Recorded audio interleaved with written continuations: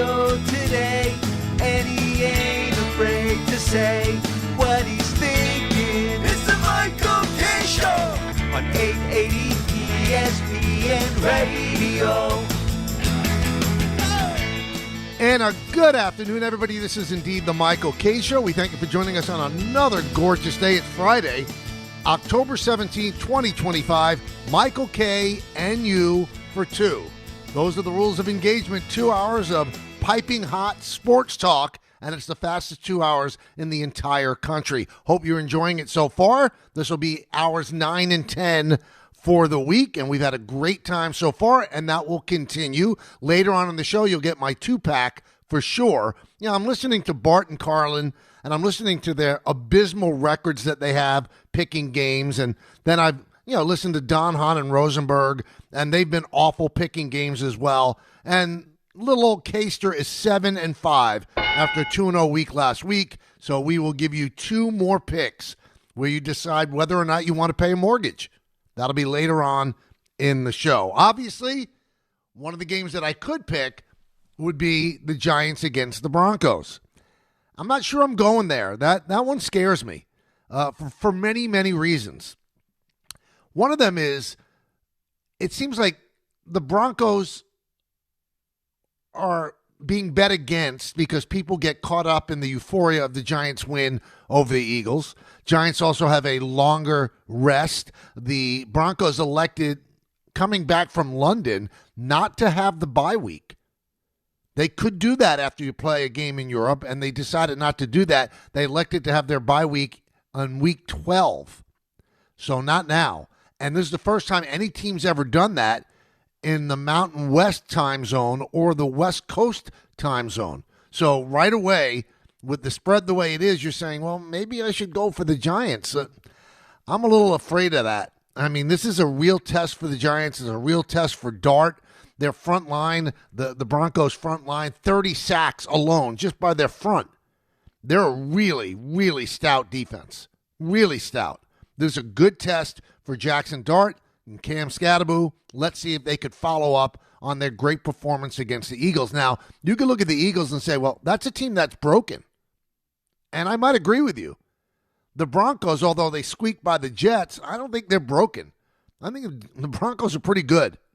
So we'll see exactly what happens in Denver. This is a game that I'm going to stay away from. But one thing that I'm going to watch, and something that's a little bit of a concern for me, is the young exuberance of Jackson Dart and Cam Scatterbo.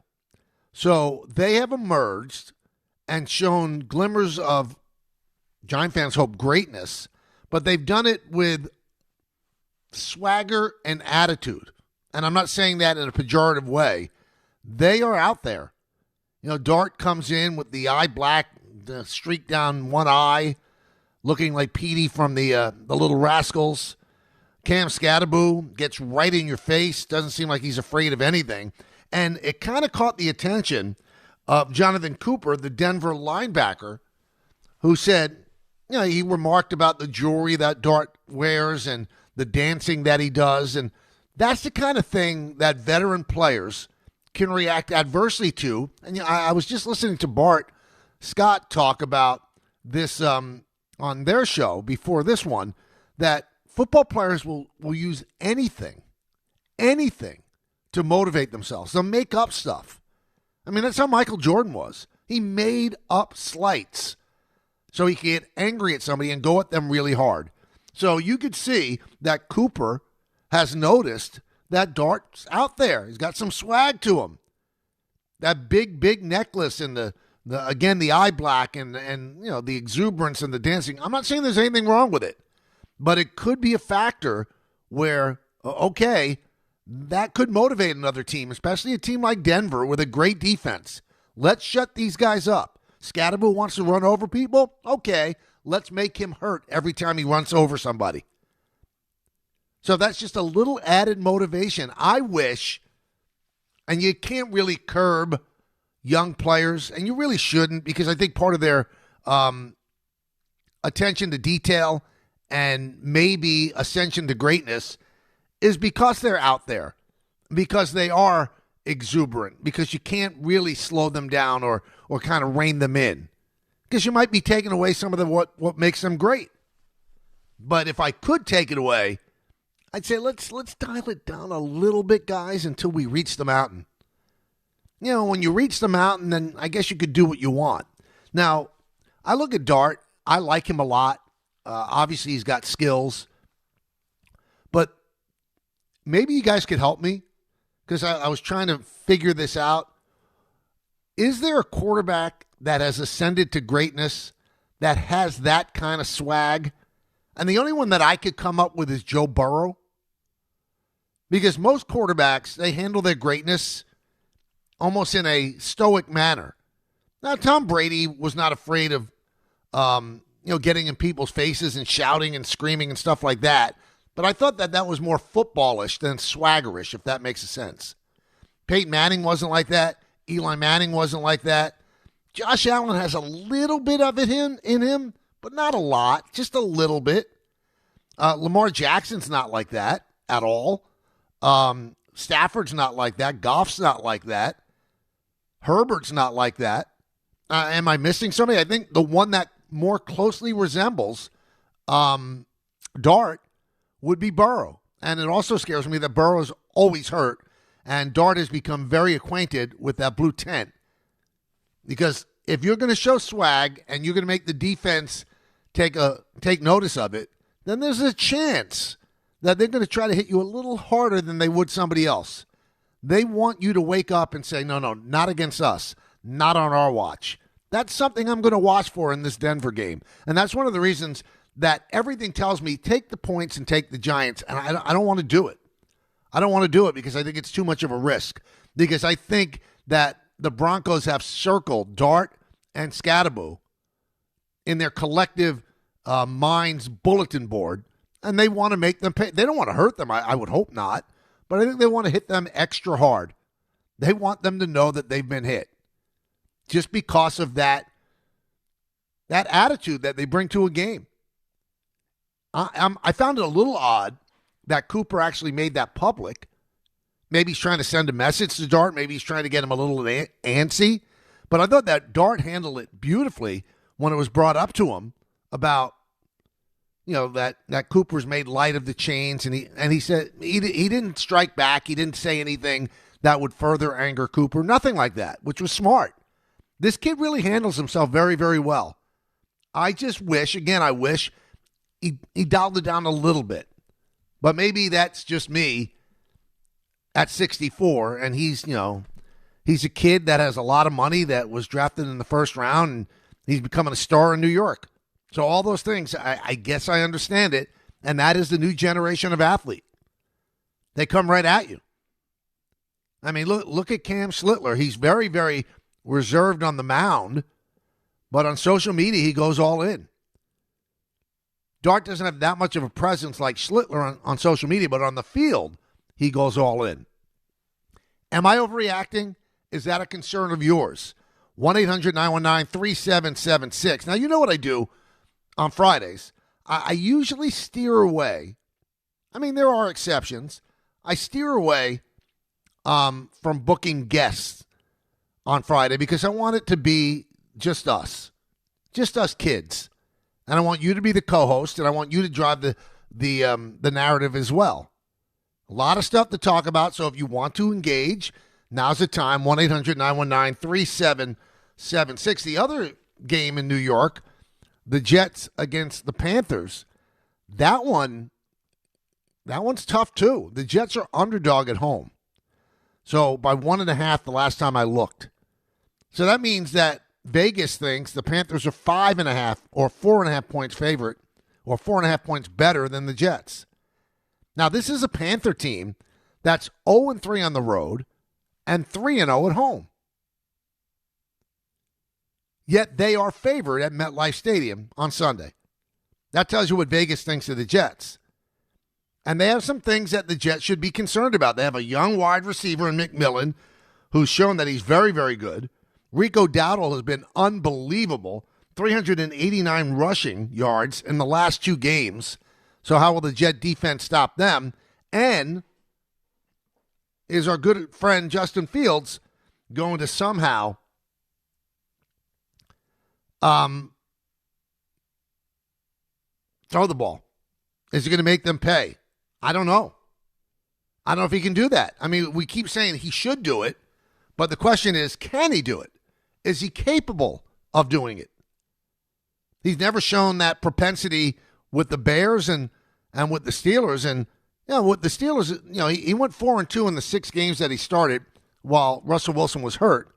And the Steelers are somewhat conservative because they want to win with their defense. That's what Mike Tomlin does.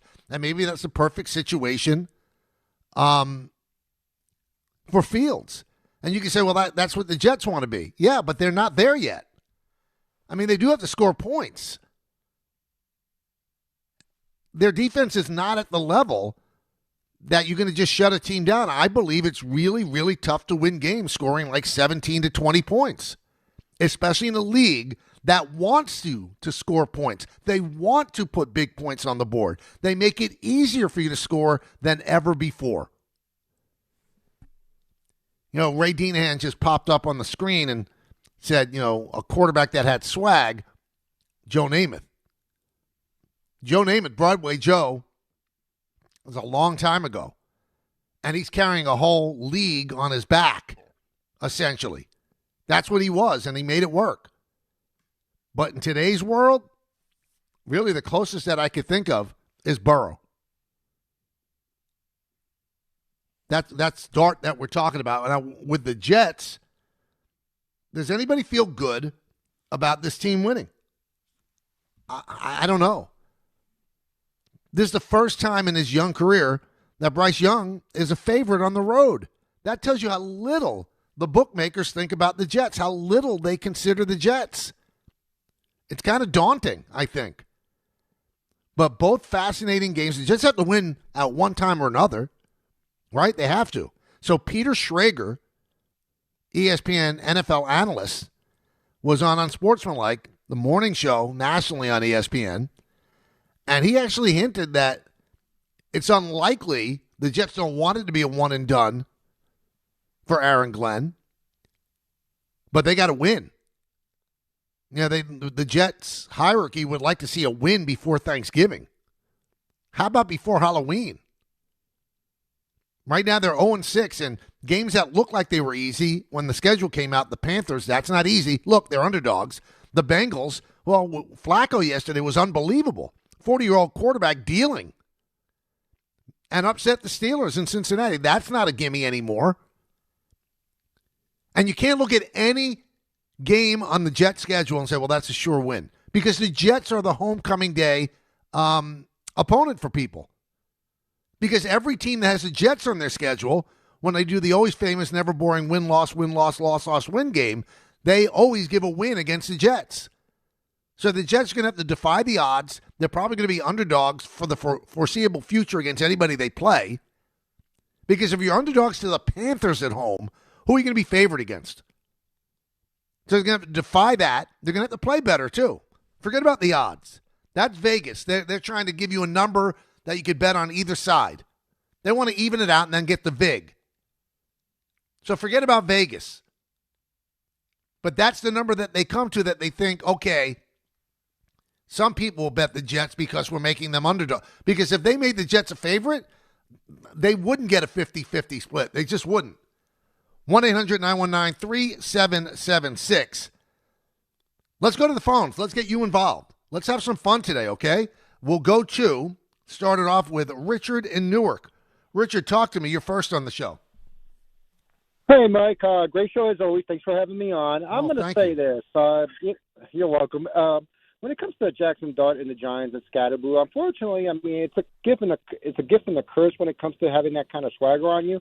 But then I look at it from his point of view. He was drafted to a team whose fan base has seen nothing but failure for almost, I'll say about, with the exception of two playoff berths in 2016 and then 2022, has seen nothing but failure. So it's like, at some point he says that what he's trying to accomplish here is, I got to inspire the locker room and I got to inspire the fan base to come to our games, to come watch these, because it's pretty bad when me being a longtime Giants season ticket holder, I'm looking at StubHub. I'm looking at StubHub to see who I can sell my tickets to because the games were unwatchable and uninteresting. No, I get you, and I think that there's some validity in what you're saying, Richard, but I will say this. That should be the last concern of Jackson Dart. Because if you win games, you're going to reignite a fan base that's really a strong fan base. The Giants fans are unbelievable through thick and thin. That shouldn't be his concern, and I don't think it is his concern. I just think that's the way he's wired. That's the way he's wired. So I don't think that there's some grand plan in his mind. Let me act like this so I could get the Giant fans re-engaged. Nope. This is him. This is who he was in Ole Miss, and that's who he is now. And that's the guy that Dable fell in love with. That's the guy they want him to be. So I'm saying if it was me, I would just have him tone it down a little bit because I don't want him to be a target. I don't find a problem with it at all. And there is validity to what you're saying because I'm going to tell you this. Watching the games with my son, he loves Dart. Now, his birthday's coming up, and one of the things he asked for was a Dart jersey. And we went to the NFL shop, and we asked for a youth medium, and it sold out. So he is resonating with kids. Because if a youth medium is sold out, kids from 8 to 12, that's who they're asking their parents to buy them the jersey of. Right now it's sold out. We'll continue to search for it, but it does show that he's resonating with young fans. But my point is, if he wins, then he will resonate with Giant fans. Let's go to Donnie in Staten Island. Donnie. Michael, how are you, sir? I'm great. How you doing? Good. Good. I want to check in with you, listening to you, and I feel Giant fans need to really pump those brakes and the hype until you face a real Denver defense before you continue this talk. As you know, I am a Jet fan, not a fraud. I ain't jumping ship. No way. So I'm not buying until they face a team that can shut them up or not. That's, one take within that. I love it for the New York Giants fans, but just let's calm down a bit. Well, one thing I'd stop you on, Donnie, okay, is this. You just said a real test. They beat the reigning Super Bowl champions from pillar to post. They destroyed them.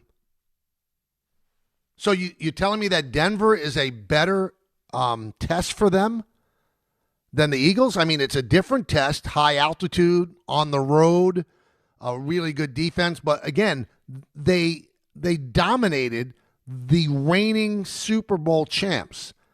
So you can't tell me that they beat Little Sisters of the Poor.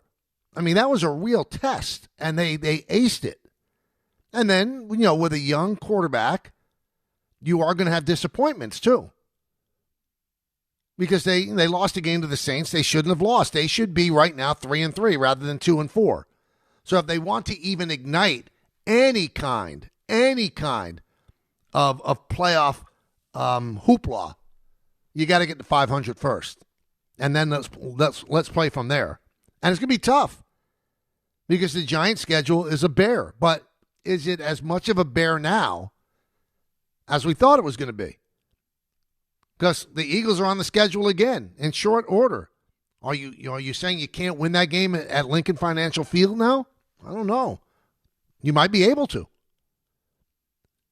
This Denver game, you would say, well, they had no chance a couple of weeks ago. That's why they made the switch to Dart. They wanted to change the narrative.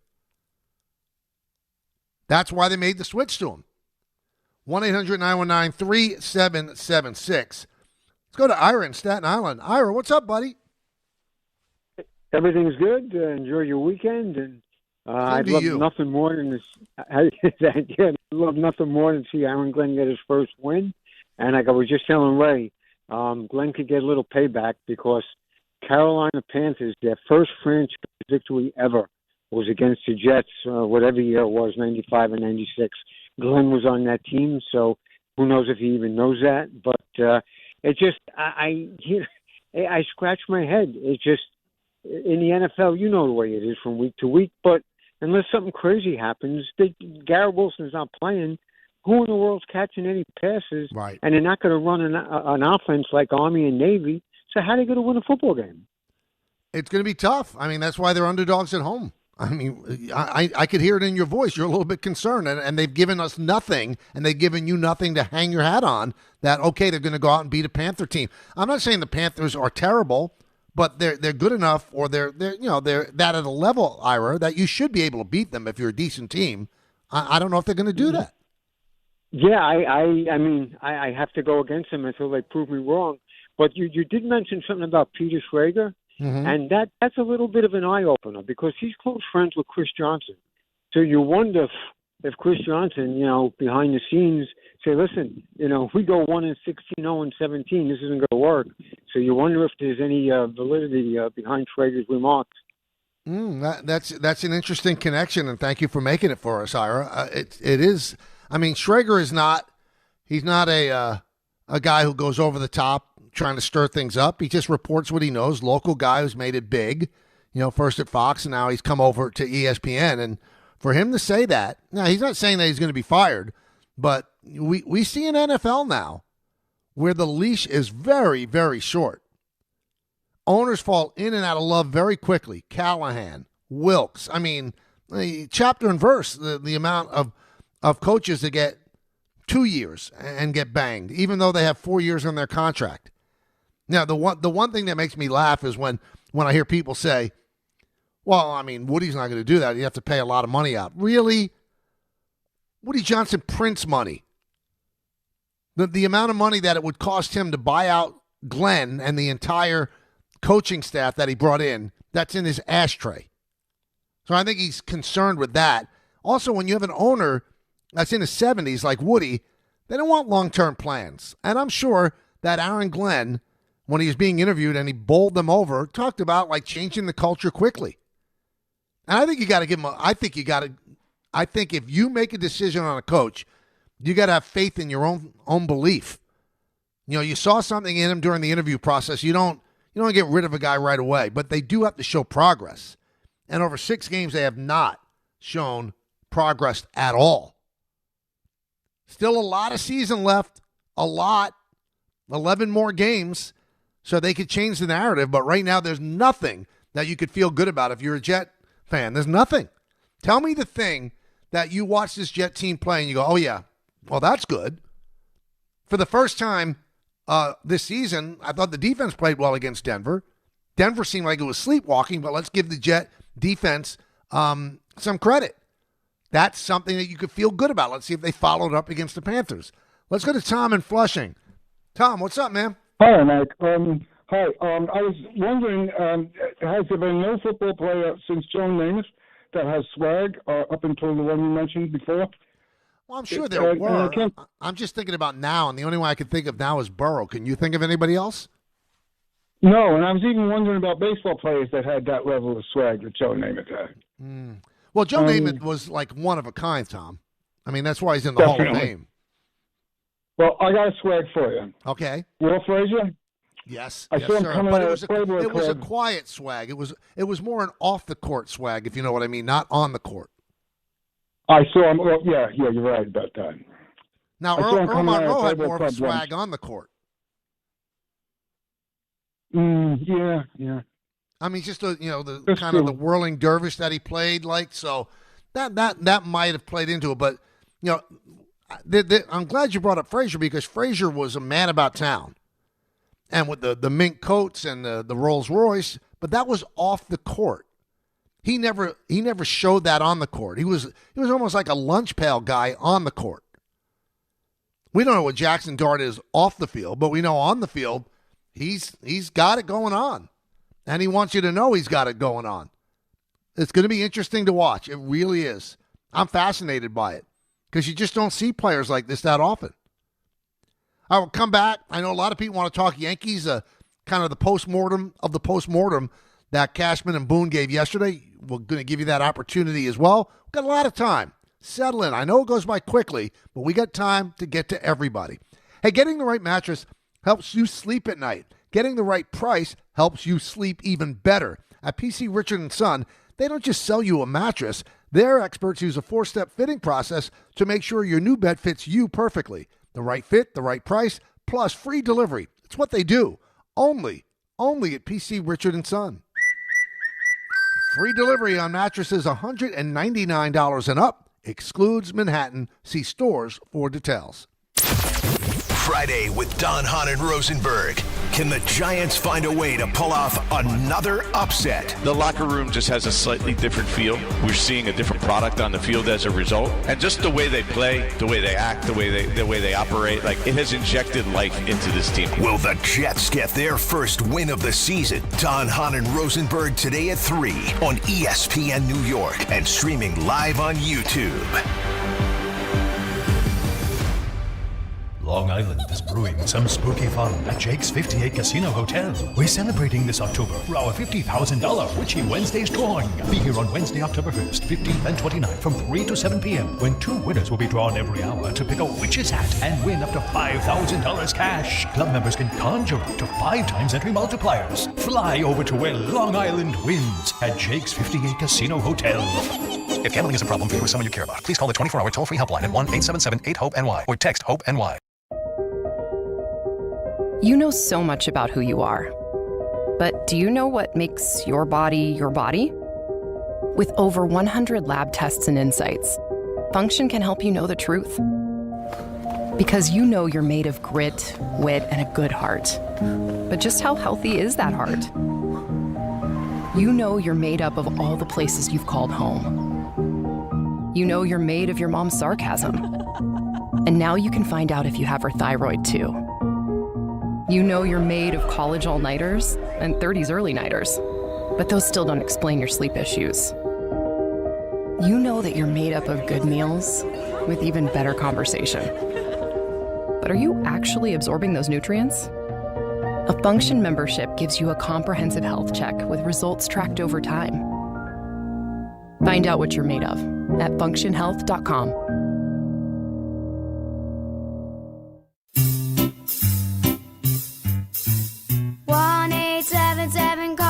Kids, KARS Cards for Kids. 1-877 Cards for Kids. Donate your card today. 1-877 Cars for Kids. KARS Cars for Kids. 1-877 Cars for Kids. Donate your car today. Ready to get rid of that old car? Donate it to Cars for Kids. Call 1-877-CARS-FOR-KIDS to reach a friendly live agent. Donation's super easy, and your car can be picked up as soon as tomorrow. Call us now, 1-877-CARS-FOR-KIDS. That's Cars with a K to donate your car today. 1-877 Cars for Kids. Donate your car today. Did you know you can donate real estate too? Go to carsforkids.org. That's carsforkids.org. Finding great candidates to hire can be like, well, trying to find a needle in a haystack. Sure, you can post your job to some job board, but then all you can do is hope the right person comes along, which is why you should try ZipRecruiter for free at ZipRecruiter.com/ESPN. ZipRecruiter doesn't depend on candidates finding you. It finds them for you. Its powerful technology identifies people with the right experience and actively invites them to apply to your job. You get qualified candidates fast. So while other companies might deliver a lot of hay, ZipRecruiter finds you what you're looking for. The needle in the haystack.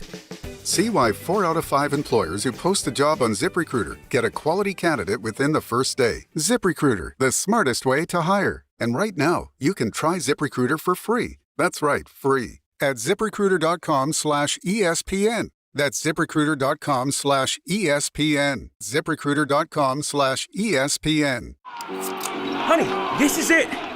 Shot clock winding down. Trailing by 2. When you can't miss the last shot, and neither can he. Don't take slow for an answer. Pastrello shoots. Did you see it, George? Switch to Optimum Fiber, the fastest and most reliable fiber internet, starting at just $40 a month. Call 888-4OPTIMUM or visit Optimum.com today. What went through your head on the last shot? It all happened so fast. Optimum. Don't take slow for an answer. Terms apply. See Optimum.com for details. Hey, fans! Welcome back to Fansville's Cheers and Tears. Oh. Okay, so like everybody deals with losing, right? To a rival on a last-second field goal. Whatever, it's fine. I'm totally fine.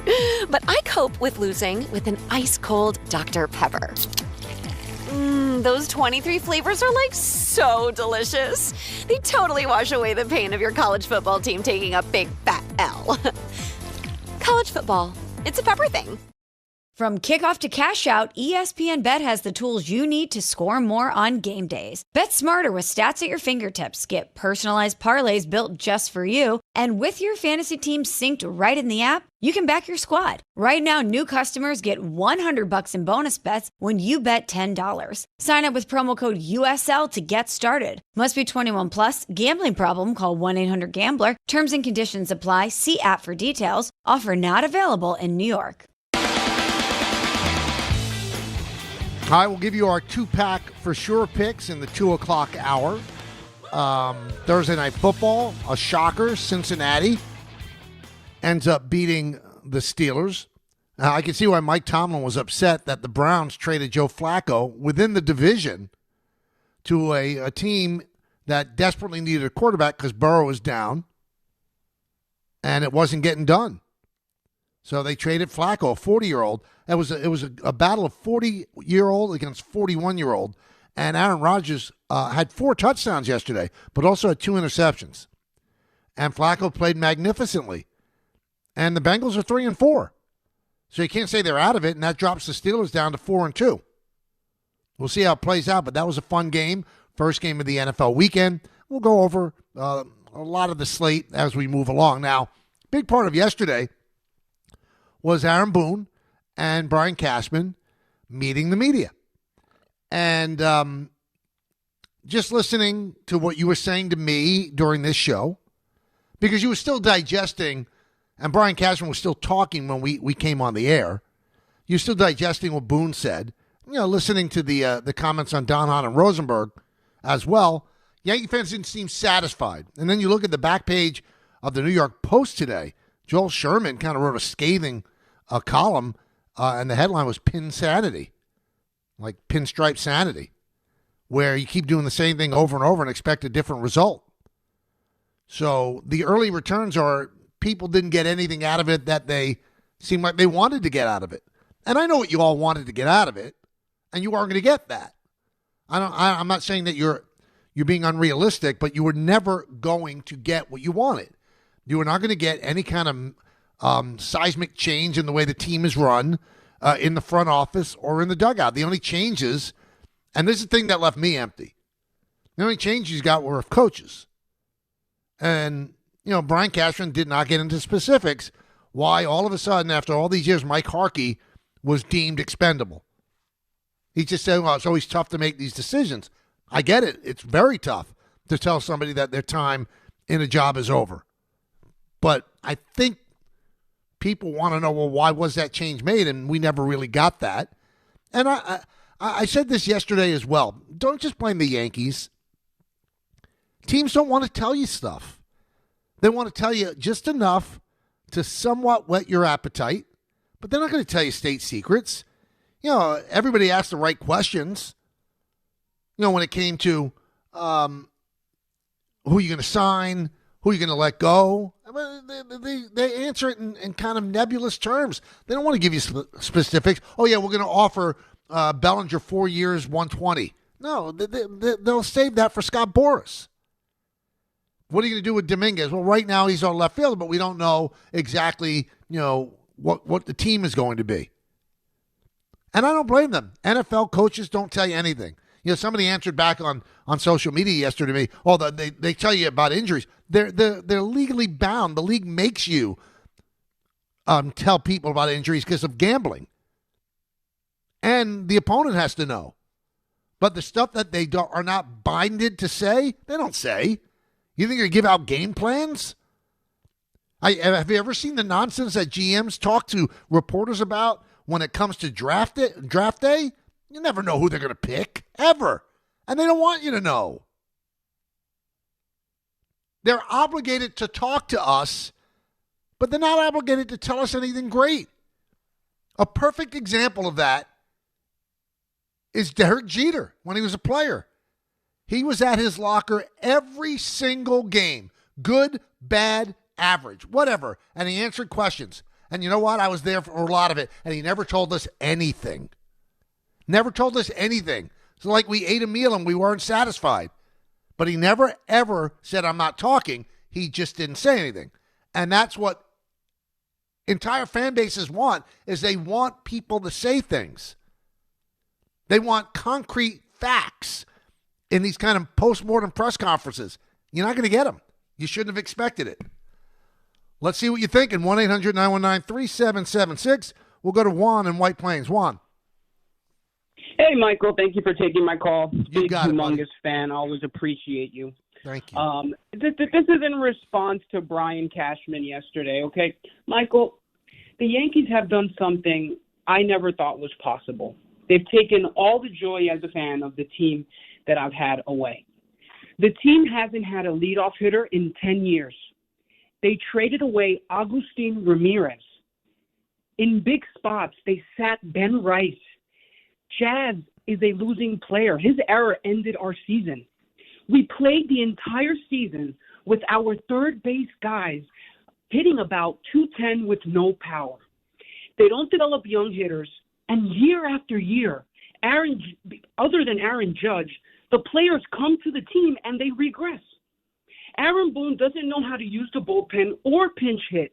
And, Michael, they gave away games this year. One more win, and they would have won the division. They could have had a bye in home field.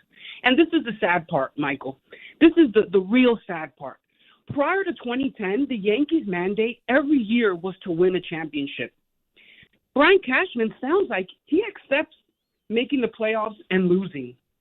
It's a catch-22. Cashman and Boone offer the team stability, which is important to winning, but this Yankee organization isn't doing everything possible to win championships like the Dodgers. Every year, they leave the team short at positions of need. This year, it was third base. Thank you so much, Michael, for taking my call. I want to go back. They don't develop hitters. What did you think of Ben Rice?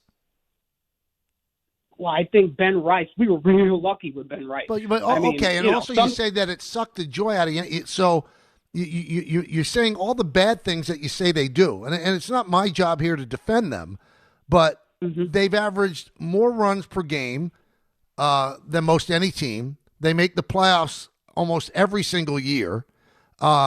They have a chance to win a championship every single year. I think the thing that is frustrating to fans is that they don't win a championship. They've only won one, and that was in 2009 in the last 25 years. And you have the right to be frustrated. But, Juan, I think you're way over the top there, bud. I mean, Jazz Chisholm's not a good player. You know how many players in the history of baseball have gone 30-30? You look at his numbers over what would be 162 games. He's a phenomenal hitter, strikes out too much. But you're talking about the error that he made in Game 4 against the Blue Jays. They were losing 2-1. All right? That made it 4-1. They weren't scoring anyway. Yeah, that made it very difficult for them to come back. But when you look at his outs above average and defensive runs saved at second base, it's kind of ridiculous to say he's not a good player. I mean, there might be things about him that you don't like, but he's a terrific player, and he's a dynamic talent. Now, third base at the beginning, I thought it was a joke. I've said it over and over again. They were trying to squeeze something out of LeMahieu, so they put Jazz at third, LeMahieu at second. LeMahieu's a shot player. He didn't get a chance with another team, did he? But I thought they made a great correction at the trade deadline. They got a closer. They got a third baseman who can pick it with anybody. Ryan McMahon might not hit a lot, but he's got a little power, and he could play third base with anybody. They bolstered their bench. And it's funny when, a guy like Juan says, Boone doesn't know how to use the bullpen and doesn't know how to use pinch hitters.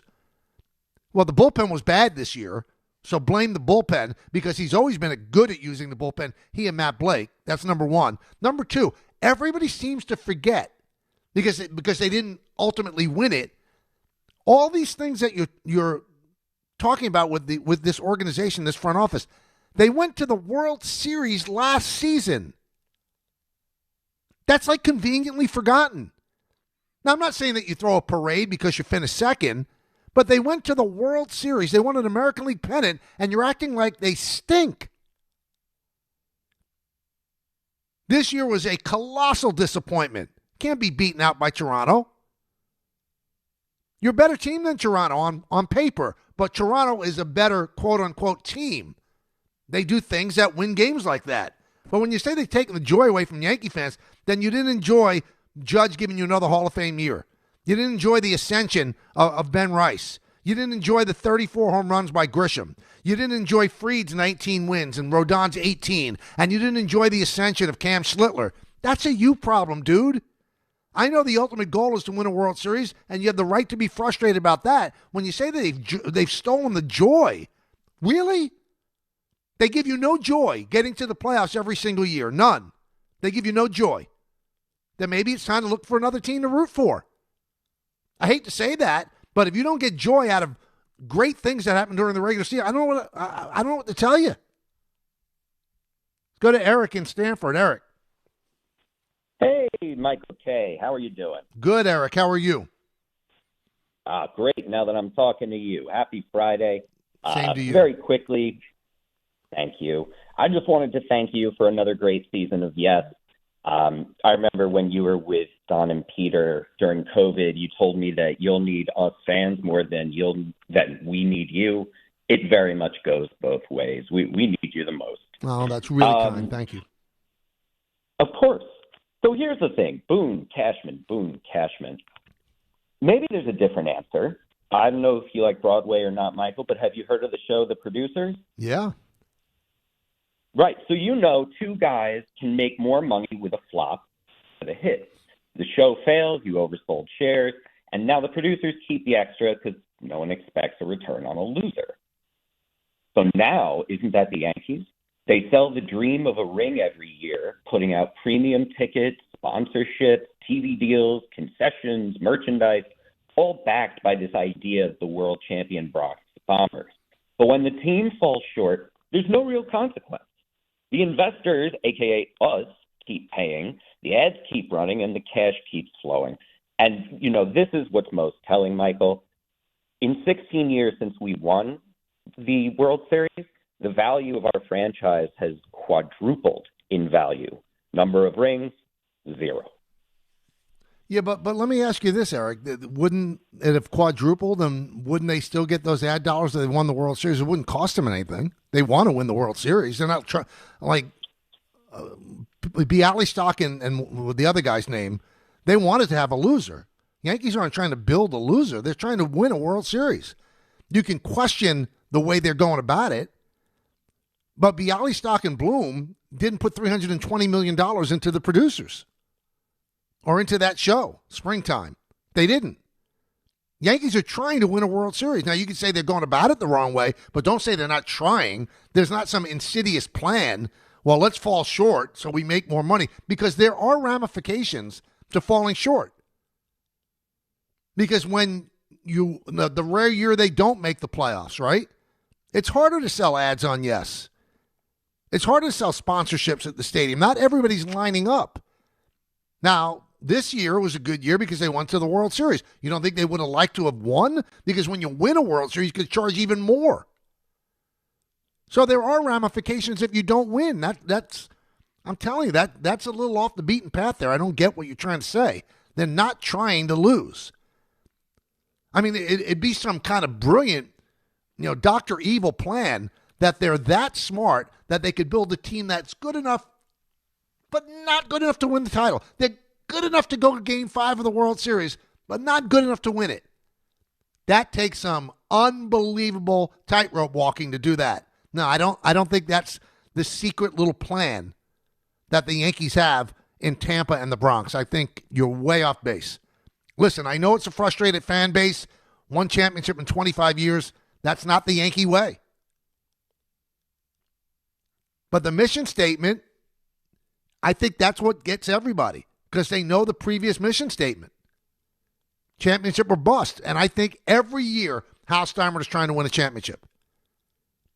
But if he doesn't remove people when they don't win championships, then he is content right now that they're doing enough to try to win a championship.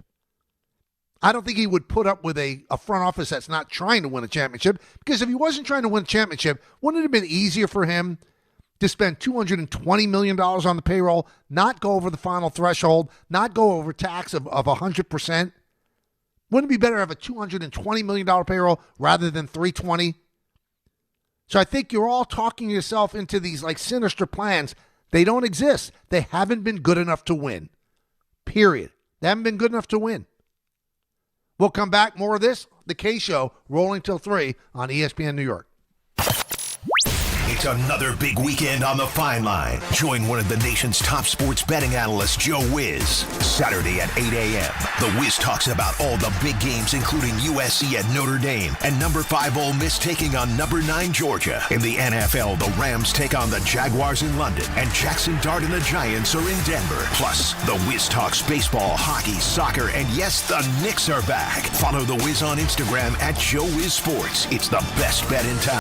The Fine Line with the Wiz Saturday at 8 a.m. Be ready to win. Listen up, football fans. You won't want to miss this.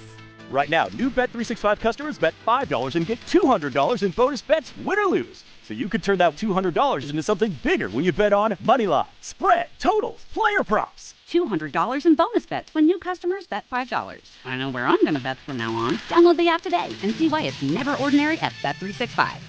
Gambling problem? Call 1-800-GAMBLER. 21 plus only. Must be physically located in New Jersey. T&Cs apply. In-app only. Health surprises can change your life in an instant. You've seen it happen to others, but it doesn't have to be your story. At Princeton Longevity Center, we customize actionable and proactive health plans to maximize your lifespan and take control of your health. Our Cancer Check program combines cutting-edge technology with top medical expertise to keep you ahead of potential risks. With advanced full-body imaging, genetic testing, and multi-cancer detection blood tests, we look for even the earliest signs of problems. Results are analyzed by expert physicians who craft a personalized plan to safeguard your future. You're not just a patient, you're a partner in your health journey, backed by a team committed to helping you live longer, healthier, and more vibrantly. Our programs have saved hundreds of lives and empowered countless others to take control of their health. Be proactive with your health for the ultimate peace of mind. Call 888-8000-PLC or visit PrincetonLongevityCenter.com.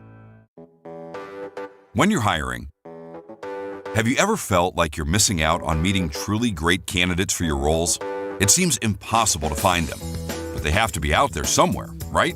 Well, they're not hard to find when you know where to go, and that place is ZipRecruiter. And right now, you can try ZipRecruiter for free at ZipRecruiter.com/ESPN. ZipRecruiter helps 10 million people with their job search every day. And because these people are actively looking for jobs just like yours, it's easy to find the right person right away. In fact, 4 out of 5 employers who post on ZipRecruiter get a quality candidate within the first day. But if you're not using ZipRecruiter, you're missing out. So see what it's like when the impossible is easy. When you go to ZipRecruiter.com/ESPN right now to try ZipRecruiter for free. Once again, that's ZipRecruiter.com/ESPN. ZipRecruiter.com/ESPN. Never miss out on great candidates with ZipRecruiter.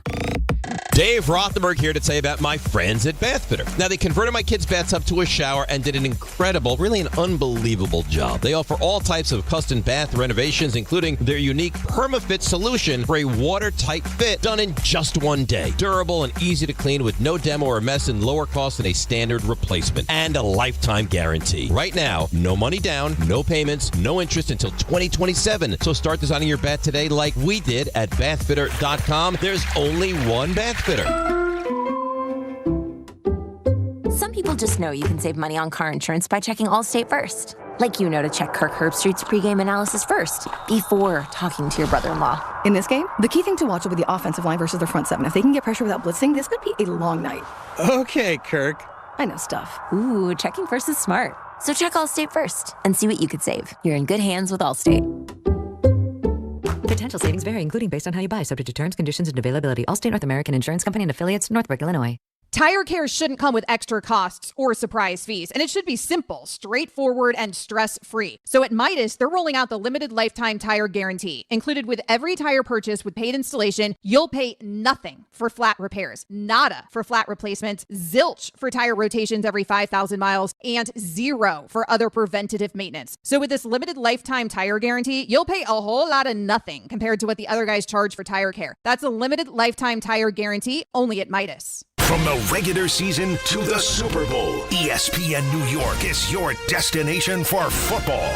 We've got crazy fans, If the Giants somehow beat the Cowboys, I'm going to take a dump on your head. You can feel good because you're a damn football team. Expert analysis. Marcus Spears joins us now. ESPN NFL analyst Damian Woody. Mel Kiper Jr. The Hall of Famer Steve Young. He's kind of our resident general manager, Louis Riddick. We got Mike Tannenbaum right now. And all your fantasy and wagering needs. This is ESPN New York. We are football.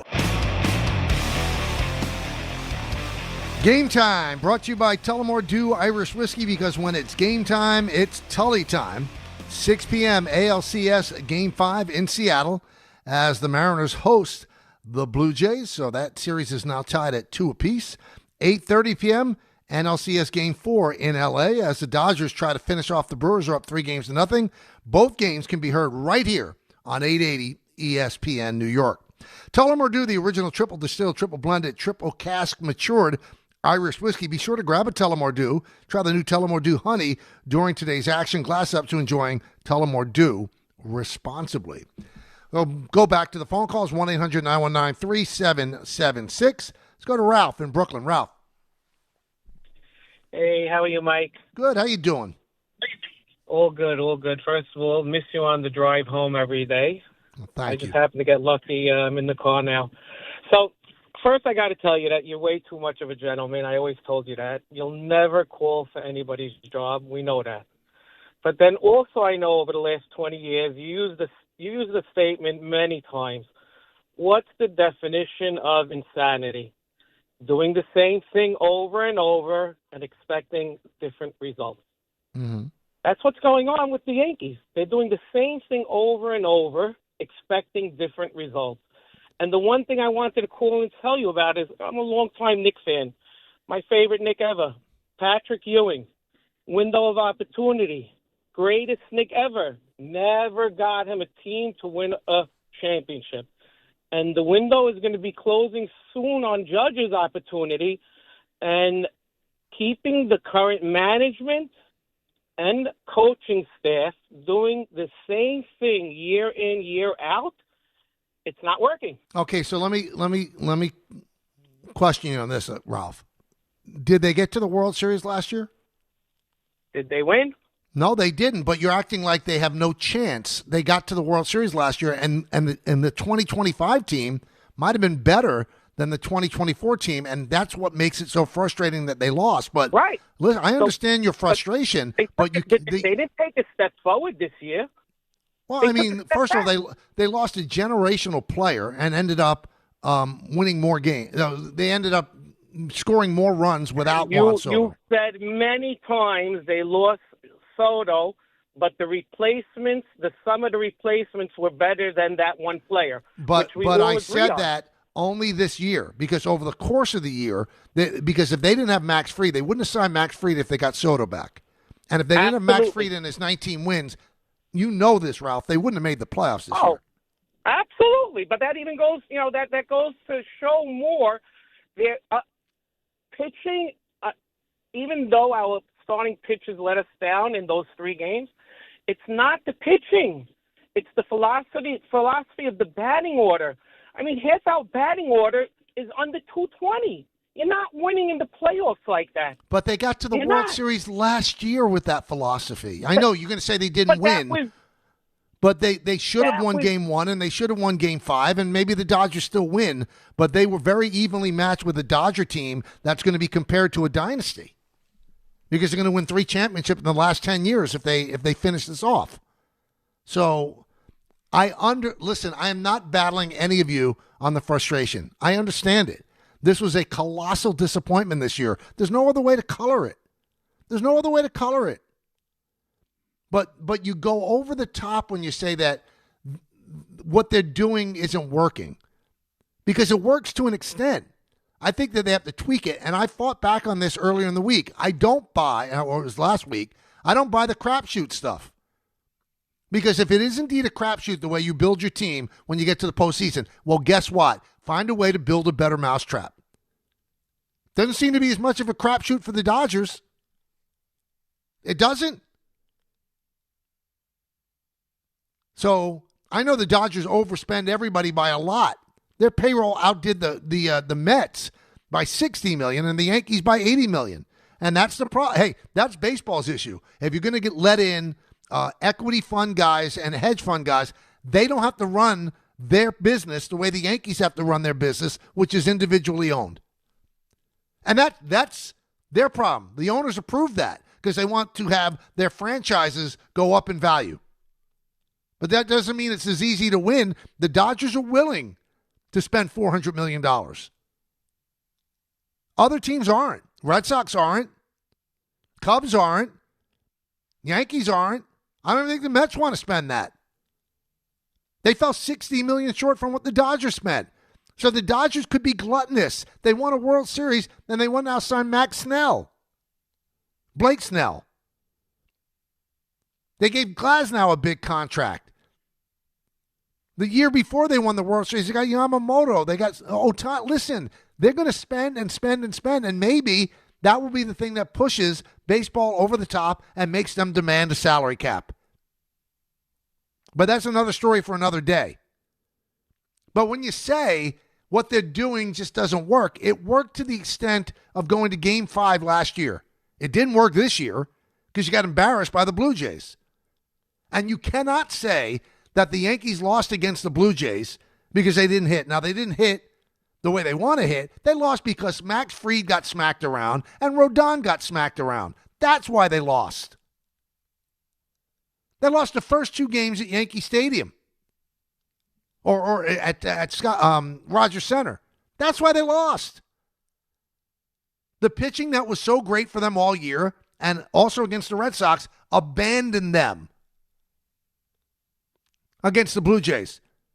No offense is going to be able to come back from what they did. They put them in a hole. The starting pitching wasn't good enough against Toronto, other than Cam Schlittler. Louis Heel was awful. Fried was bad. Rodon was bad. And we find out Rodon ends up having surgery to remove loose bodies from his elbow. He won't even be around at the start of the season next year. It'll be close, but he's not going to be there on opening day. But you just get me when you say, what they're doing isn't good. Ultimately, it's not. So you can fall back on the truth. But you have no way to answer when I say, but they went to the World Series last year doing it that way, because your answer is, well, they didn't win. But they got to the World Series. They won an American League pennant. And you're going to say that what they do is an utter, total, unabridged failure? It's your definition of failure. If you think that when they don't win a championship, it's a failure, then I can't argue with you. That's your definition. And I can't blame you on that because George Steinbrenner raised you that way. And Jeter accentuated it, as does Judge. Championship or bust. But obviously, Hal Steinbrenner and his family think, you know what? We're good enough every year to make a run at it. Because if they thought, let's be honest, and Don always says this on Don Adam Rosenberg, if it was championship or bust, then these people would be fired. So it's obviously not the case. It's not championship or bust because you haven't won a championship in 16 years. So inside the walls of Yankee Stadium, the mission statement is, let's compete for a championship every single year. Because if you say championship or bust and you've won one in 25 years and there's been no changes, well, what does that tell you? I don't think they're content not to win a championship, but they're content to compete for a championship every single year. They never want to hit the skids. They don't want to not make the playoffs and not be competitive. I think I read a stat, starting in 94, that they played a total of maybe 35 games, 25 games. It's around there, where they were statistically out of it. 25 games in 31 years that they did not have a chance to make the playoffs. That's pretty remarkable. Maybe that's what they're banking on. Hey, ready to fire up your Saturdays? FanDuel has got a boost that you don't want to miss. It's called Boostin' with the Boys, and it's giving everyone a college football profit boost every single week. So here's how it works. Each week, they're giving everyone a profit boost to use on college football. No opt-in gymnastics, no invite-only nonsense. Everyone gets the boost. We're talking real games, real teams, real Saturdays with an extra payout on the line. It's easy, it's fun, and it's only on FanDuel. Go to FanDuel.com/K to download the app. Check out the Boostin' with the Boys offer and get in on the action. 21 plus and physically present in New York. Opt-in required. Bonus issued as non-withdrawable profit boost tokens. Restrictions apply, including any token expiration and max wager amount. See terms at sportsbook.fanduel.com. For help with a gambling problem, call 1-877-8-HOPE-NY or text HOPE-NY 467-369. 880 ESPN, WHSQ, and WCBS-FM HD2, New York. A Good Karma Brands radio station. 1 in every 6 men is likely to be diagnosed with prostate cancer in his lifetime. That's why New York Presbyterian wants to remind men over 50 to book a prostate cancer screening. A simple blood test is all it takes. It could save your life. Screenings are available across New York City and Westchester at locations near you. Schedule your annual prostate cancer screening today at nyp.org/cancer screening. Stay amazing. New York Presbyterian. John Ryan. Yeah, Dad. I think I came up with a killer slogan for our law firm. D'Agostino and Associates, bite back. Bite back? Yeah. When someone hurts you, you bite back. We'll be the law firm that bites back. Dad, that's brilliant. Accident victims, call D'Agostino and Associates and bite back. Hey, we could even put a big vicious dog on billboards everywhere. Yeah, and Rottweilers on buses. Hey, how about a toll-free number? What are you thinking? You know, like 1-800-BITE-BACK. 1-800-BITE-BACK. That's brilliant. But what if people hear fight back? Easy. I'll spell it out for them, like 1-800-BITE. Back. 1-800-BITE-BACK. That's 1-800-248-3222. Love it. Hey, Dad. Yeah. All this talk about biting back got me hungry. Me too. Want to grab lunch? Sure. Hey, how about a jingle? You mean like D'Agostino, law, bite back? Honey, this is it. Shot clock winding down. Trailing by 2. When you can't miss the last shot, and neither can he, don't take slow for an answer. If Estrella shoots. Did you see it, George? Switch to Optimum Fiber, the fastest and most reliable fiber internet, starting at just $40 a month. Call 888-4OPTIMUM or visit Optimum.com today. What went through your head on the last shot? It all happened so fast. Optimum. Don't take slow for an answer. Terms apply. See Optimum.com for details. The holiday season is right around the corner, and if you're anything like me, you're already thinking about how to make it extra special. Whether it's traveling to see family, spoiling the kids, or finally getting that big-ticket item for your partner, it all adds up. That's where Navy Federal Credit Union comes in. All veterans, active duty, and their families can become members and enjoy some special benefits. With the Cash Rewards and Cash Rewards Plus cards, you could earn a $250 cash bonus when you spend $2,500 in the first 90 days. Offer ends January 1st, 2026, and you can earn up to 2% unlimited cash back. Plus, members have access to financial advice, award-winning 24/7 service, and smart tools to manage your money. So don't wait. Join now at NavyFederal.org. Navy Federal Credit Union. Our members are the mission. Navy Federal is insured by NCUA. Cashback terms and conditions apply. Visit NavyFederal.org/cash rewards for more information. Giants against the Broncos, 4 o'clock on Sunday. Jets against the Carolina Panthers, 1 o'clock on Sunday. We'll see if the Jets could get their first victory and the Giants can build off their victory over the reigning Super Bowl champs. We'll have our two-pack for sure, our 2 picks that we make every week, a little bit later on in the hour. I don't know if you guys saw this. So the Bengals upset the Steelers yesterday, but there was a Hail Mary pass by Aaron Rodgers, who is the oldest player in the NFL, by the way, at 41 years old. A Hail Mary pass. Don't know if you guys saw it. That traveled in the air 69.8 yards in the air. It was the farthest an NFL quarterback has thrown a pass since at least 2017. That's remarkable. That's absolutely remarkable. He's 41 years old. And Steve Young said it on Monday. The reason that Aaron Rodgers can continue to play, there's nothing wrong with his arm. His arm has never betrayed him. He's got a cannon. A 41-year-old throwing a ball essentially, let's round it up, 70 yards in the air. It's almost unfathomable. And that's from NFL Next Gen Stats. There are people that say Baker Mayfield had one that's more. NFL Next Gen Stats said this is the longest ball in the air since at least 2017, when they started keeping such statistics. I think that's remarkable.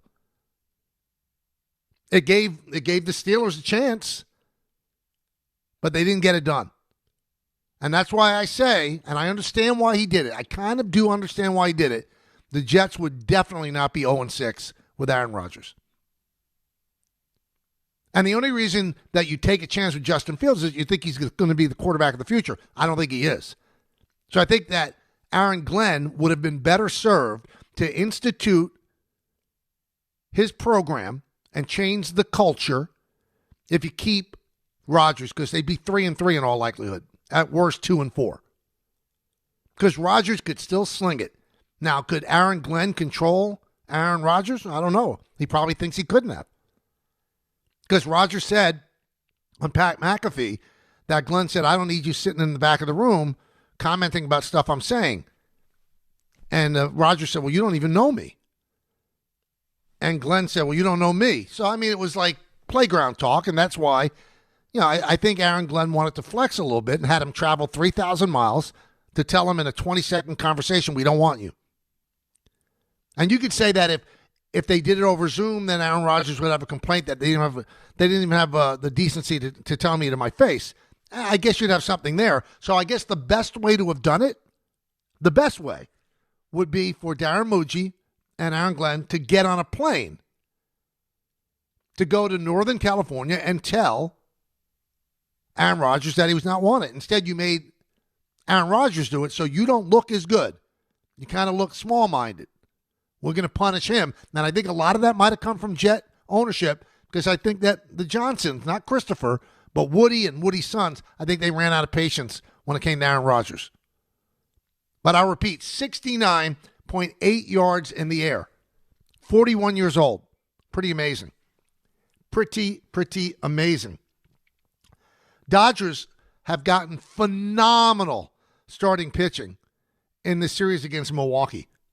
So you've got Snell was brilliant, 8 innings. Yamamoto, a complete game. Glasnow they took out in the 6th inning. He wasn't too pleased about it. But they won 3-1 yesterday. And Milwaukee, which had the best record in the National League, is 1 game away from being eliminated. And, we talk about Milwaukee and how they do things and how they're scrappy and all that. And I think that what that does is it gets you some wins that maybe you wouldn't get in the regular season, because you're playing your butt off in May and August and July when other teams might not be giving it their all every single time. It's an old school approach, but they're simply not good enough to beat a team like the Dodgers. They're not. They don't have the pitching to do it. They don't have the hitting to do it. It's sad because I'd love to see Milwaukee buck the odds and get it done, but I don't think they're good enough. The Dodgers are doing it in a completely different way than they did last year. Last year, their starters stunk. And they won the World Series because of a bullpen. I think that in their World Series run, they had 4 bullpen games in the playoffs in the World Series. 4. Now their starters are just giving them length and dominating. And they've turned Sasaki into a closer because their bullpen's terrible again. Terrible. But Sasaki gets the last 3 outs usually. So congratulations to the Dodgers. It looks like, they're going to win another championship. No matter who comes out of the American League. I think the Dodgers, with their pitching, going to win another championship. So they'll be the first team, if they do win one, to win back-to-back since the Yankees in 98-99. Yankees ended up winning 3 in a row when you throw in 2000. But do you see the Dodger train slowing down? I mean, do you see the Dodgers suddenly stop spending money? Do you see the Dodgers not making a run maybe at Tarek Skubal if Detroit wants to trade him because they can't sign him? You see the Dodgers not making a run at Paul Skeens if the Pirates decide to trade him? The Dodgers are ruthless right now. So what looked like overkill, you know what? It's making them close in on a second straight championship. Now, the Blue Jays They lose the first 2 games at home in convincing fashion, and they've come back and they've embarrassed Seattle in Seattle. They've outscored them 21-6 in games 3 and 4 to even up that series at 2 games apiece. 21-6. And what made yesterday all the more remarkable, they had Luis Castillo, who in the month of September was one of the best pitchers, if not the best pitcher in baseball. They had him starting against Max Scherzer, who had not started in a month. And in September was awful. And he gave them 5 2/3 gritty innings. And they end up winning 8-2. So we got ourselves an American League Championship Series. It's at least going back to Toronto now. Toronto is relentless in their offensive approach. That's why it was so odd what they did in games 1 and 2. Maybe there was a hangover. I don't mean literal hangover, but maybe an emotional hangover after the joyous celebration of beating the Yankees and getting over that hump, that they've kind of flat for the first 2 games, but they're not flat in Seattle at all. And Scherzer turned in a big-time performance, turning back the clock. So on a night when Flacco played well, Rogers played well, and old man pitched really well, Max Scherzer. So whatever they paid him this year, I believe it was $15.5 million, and he did not stay healthy at all. That game last night, that was worth the $15.5 million. And it's become a meme. He's a lunatic. When he pitches, he's Mad Max. So John Schneider, the pitching coach, the manager of the Blue Jays, came out to talk with him. And you could see Scherzer with those 2 different color eyes staring at him. I'm fine. I'm going to get him.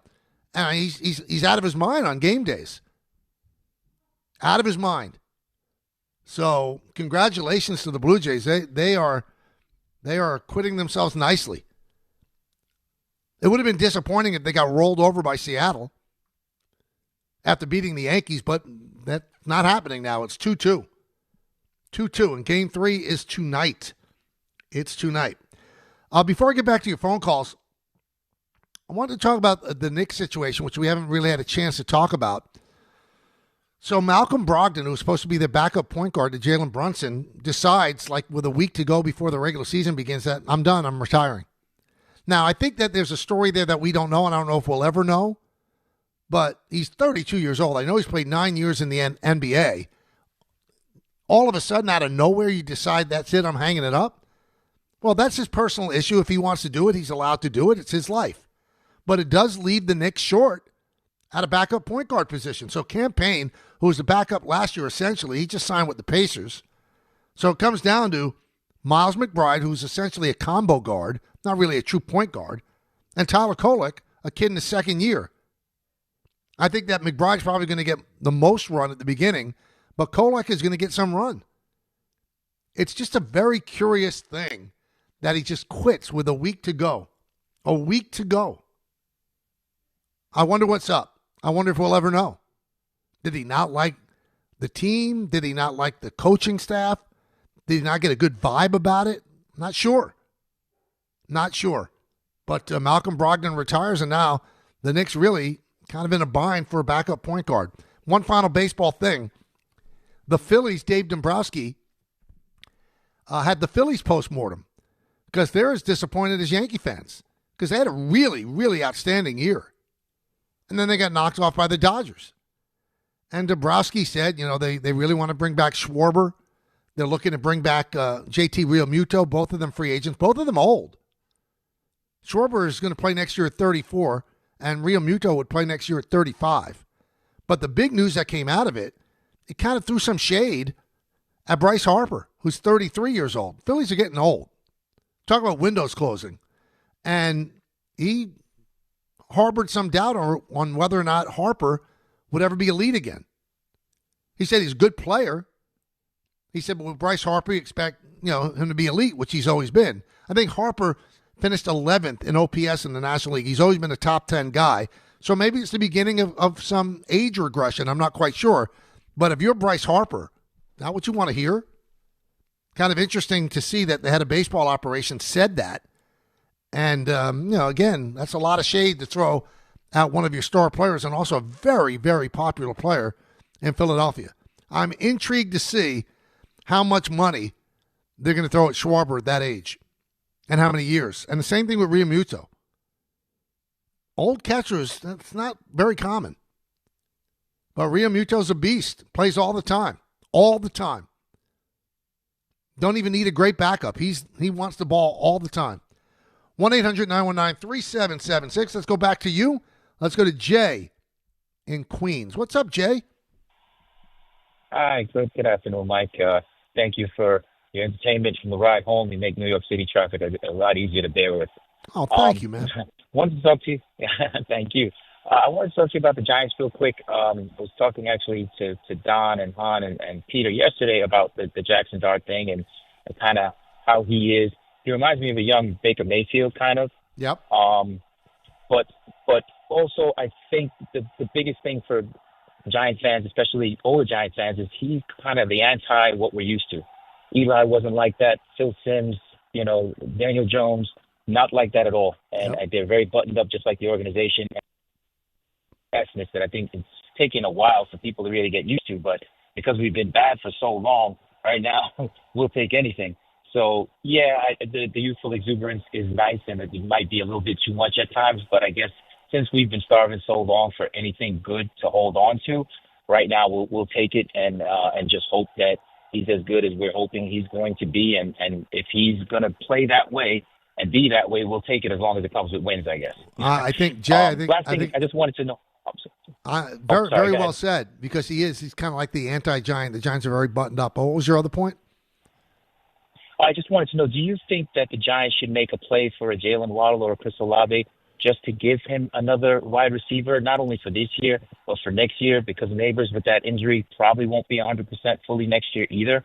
So it's kind of hard to tell how good he can be if he doesn't have a number one. Do you think they should do something like that now, or just kind of toe the line with what they have? I think, we had on Chris Simms and Orlovsky yesterday, Jay, and they both said no, they wouldn't. I think I would. I mean, I wouldn't give up, a first round through a third round pick. I'd be hesitant to even give up a fourth round.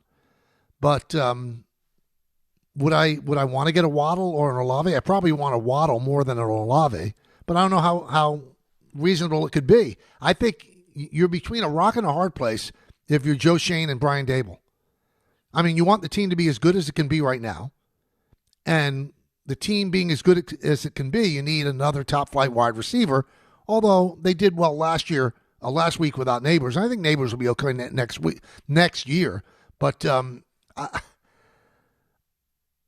if they don't make a move and they hold on to their draft pick, whatever it may be, like grim death, they might not have a job. And that's where the honor of a man as an executive comes forward. Is Joe Shane going to think about the long-term health of the Giants by not mortgaging the future, or is he going to think about his future? I mean, everybody's human, right? He wants to keep his job. And the more they win, the better chance that he and Dable have to keep their job. So I would make the trade at a reasonable price.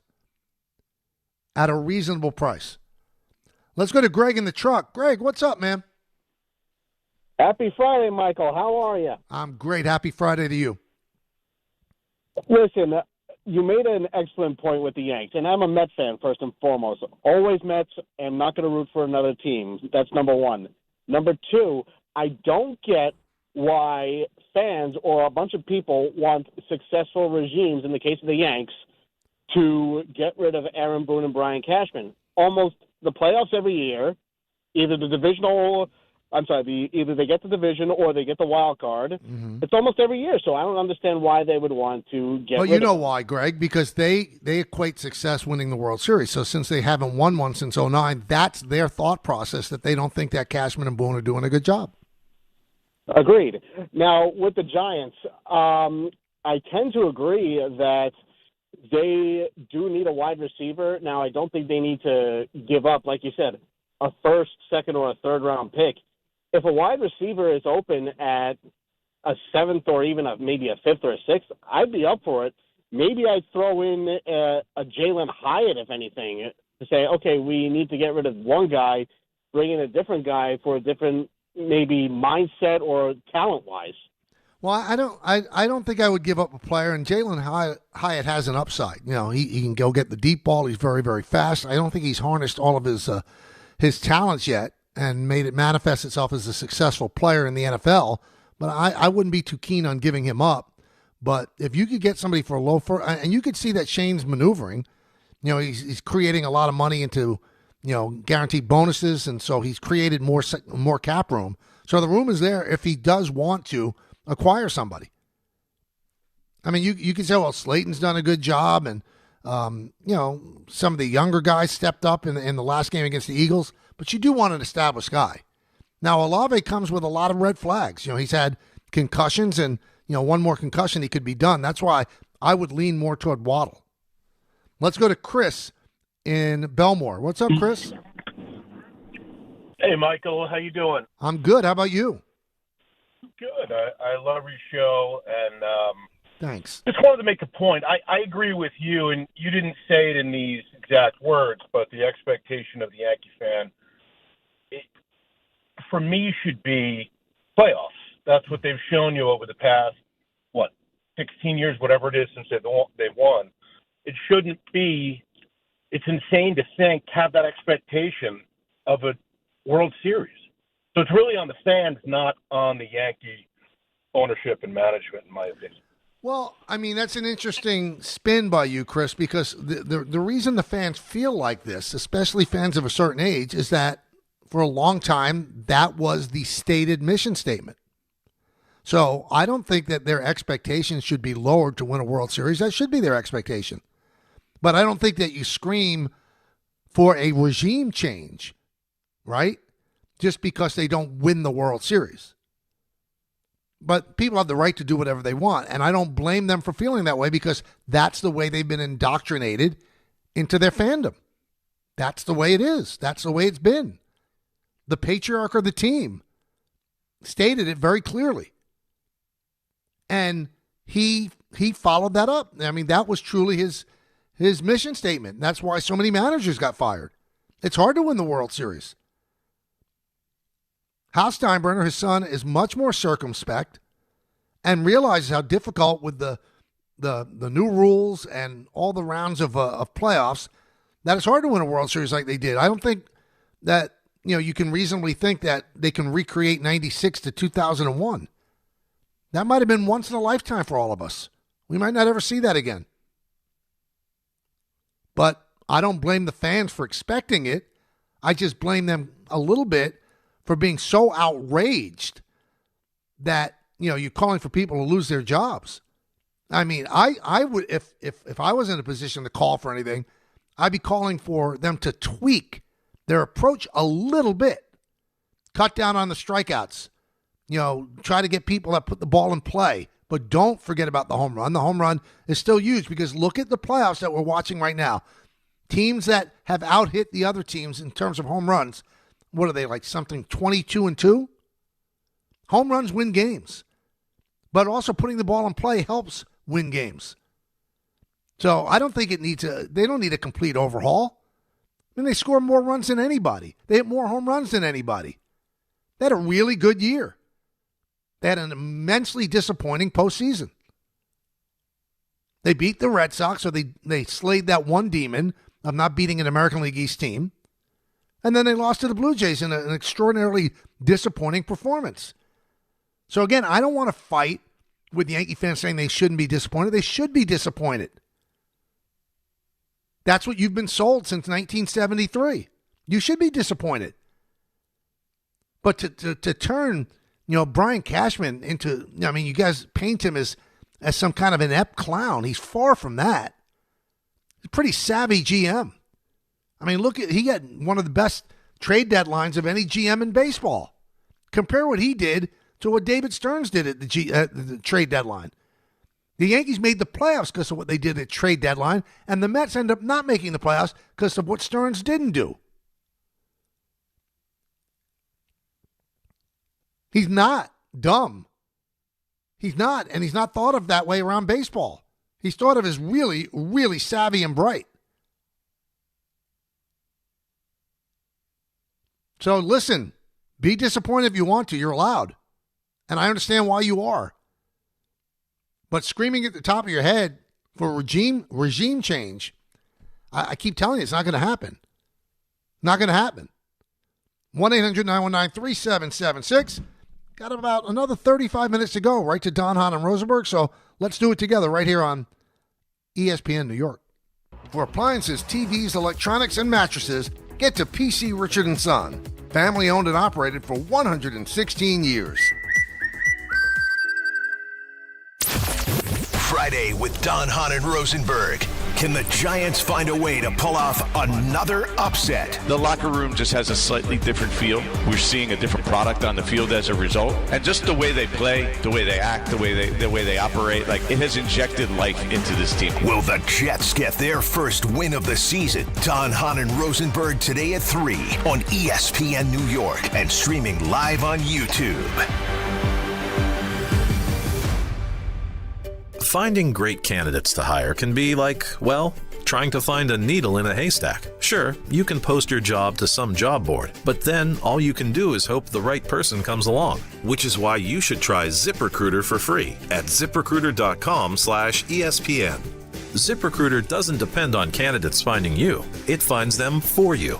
Its powerful technology identifies people with the right experience and actively invites them to apply to your job. You get qualified candidates fast. So while other companies might deliver a lot of hay, ZipRecruiter finds you what you're looking for.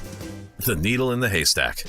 See why 4 out of 5 employers who post a job on ZipRecruiter get a quality candidate within the first day. ZipRecruiter, the smartest way to hire. And right now, you can try ZipRecruiter for free. That's right, free. At ZipRecruiter.com/ESPN. That's ZipRecruiter.com/ESPN. ZipRecruiter.com/ESPN. This is an ad by BetterHelp. BetterHelp therapists have helped over 5 million people worldwide on their mental health journeys. That's millions of stories, millions of journeys, and behind every one is a therapist who showed up, listened, and helped someone take a step forward. Moments in therapy, like the right question, a safe space to cry, or a small win can change lives. With over 30,000 therapists, BetterHelp is the world's largest online therapy platform, having served over 5 million people globally. And it works, with an average rating of 4.9 out of 5 for a live session based on over 1.7 million client reviews. This World Mental Health Day, we're celebrating the therapists who have helped millions of people take a step forward. If you're ready to find the right therapist for you, BetterHelp can help you start that journey. Our fans get 10% off their first month at BetterHelp.com/timeout. That's BetterHelp.com/timeout.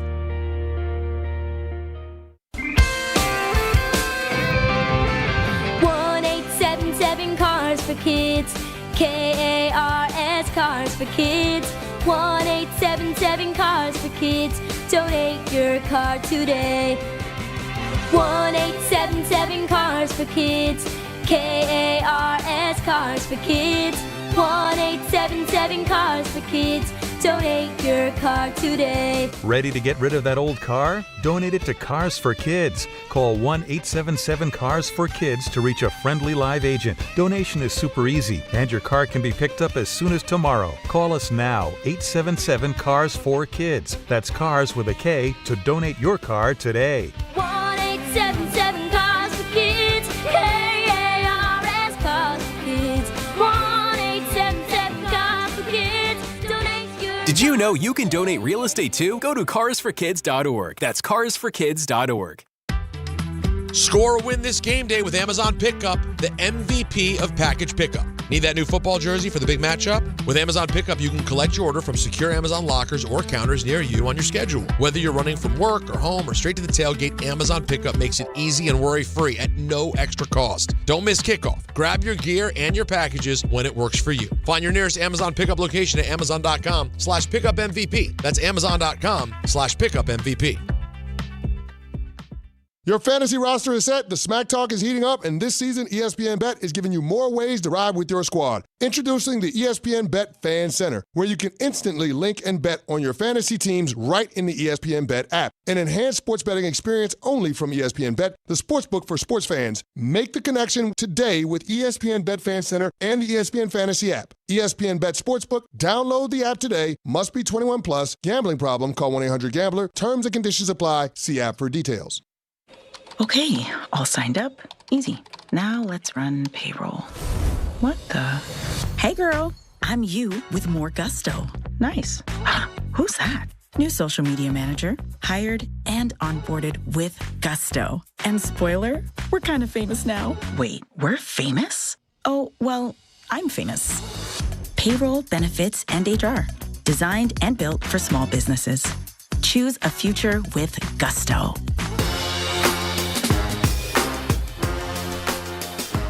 Welcome back to the show, everybody. Finishing up another strong week. Now, if you're listening on the app, ESPN New York app, you should, because it's free. It's a great app. Wherever you are, you could be in Timbuktu, and you click on the app and you could hear the show. But when you're on the app, you see there's a tile there for the ESPN New York YouTube channel. Click on that tile, subscribe. It's free. And you could watch the show as well as listen to it. You could comment on my ever-thickening beard. Do you like it? It's all white. I love not having to shave. I think I'm going to keep this a while. I don't have to go on Yes until, I believe, December. And by that time, I'll be fully grown in. Maybe I'll go on the air on Yes with a beard. I mean, the Yankees are allowed to have beards now, right? Why wouldn't the announcers? That'll be a good thing to, examine, see if it would be allowed. But it's going to be a winter beard, let's put it that way. And if you had us on YouTube TV right now, or YouTube channel, you could comment.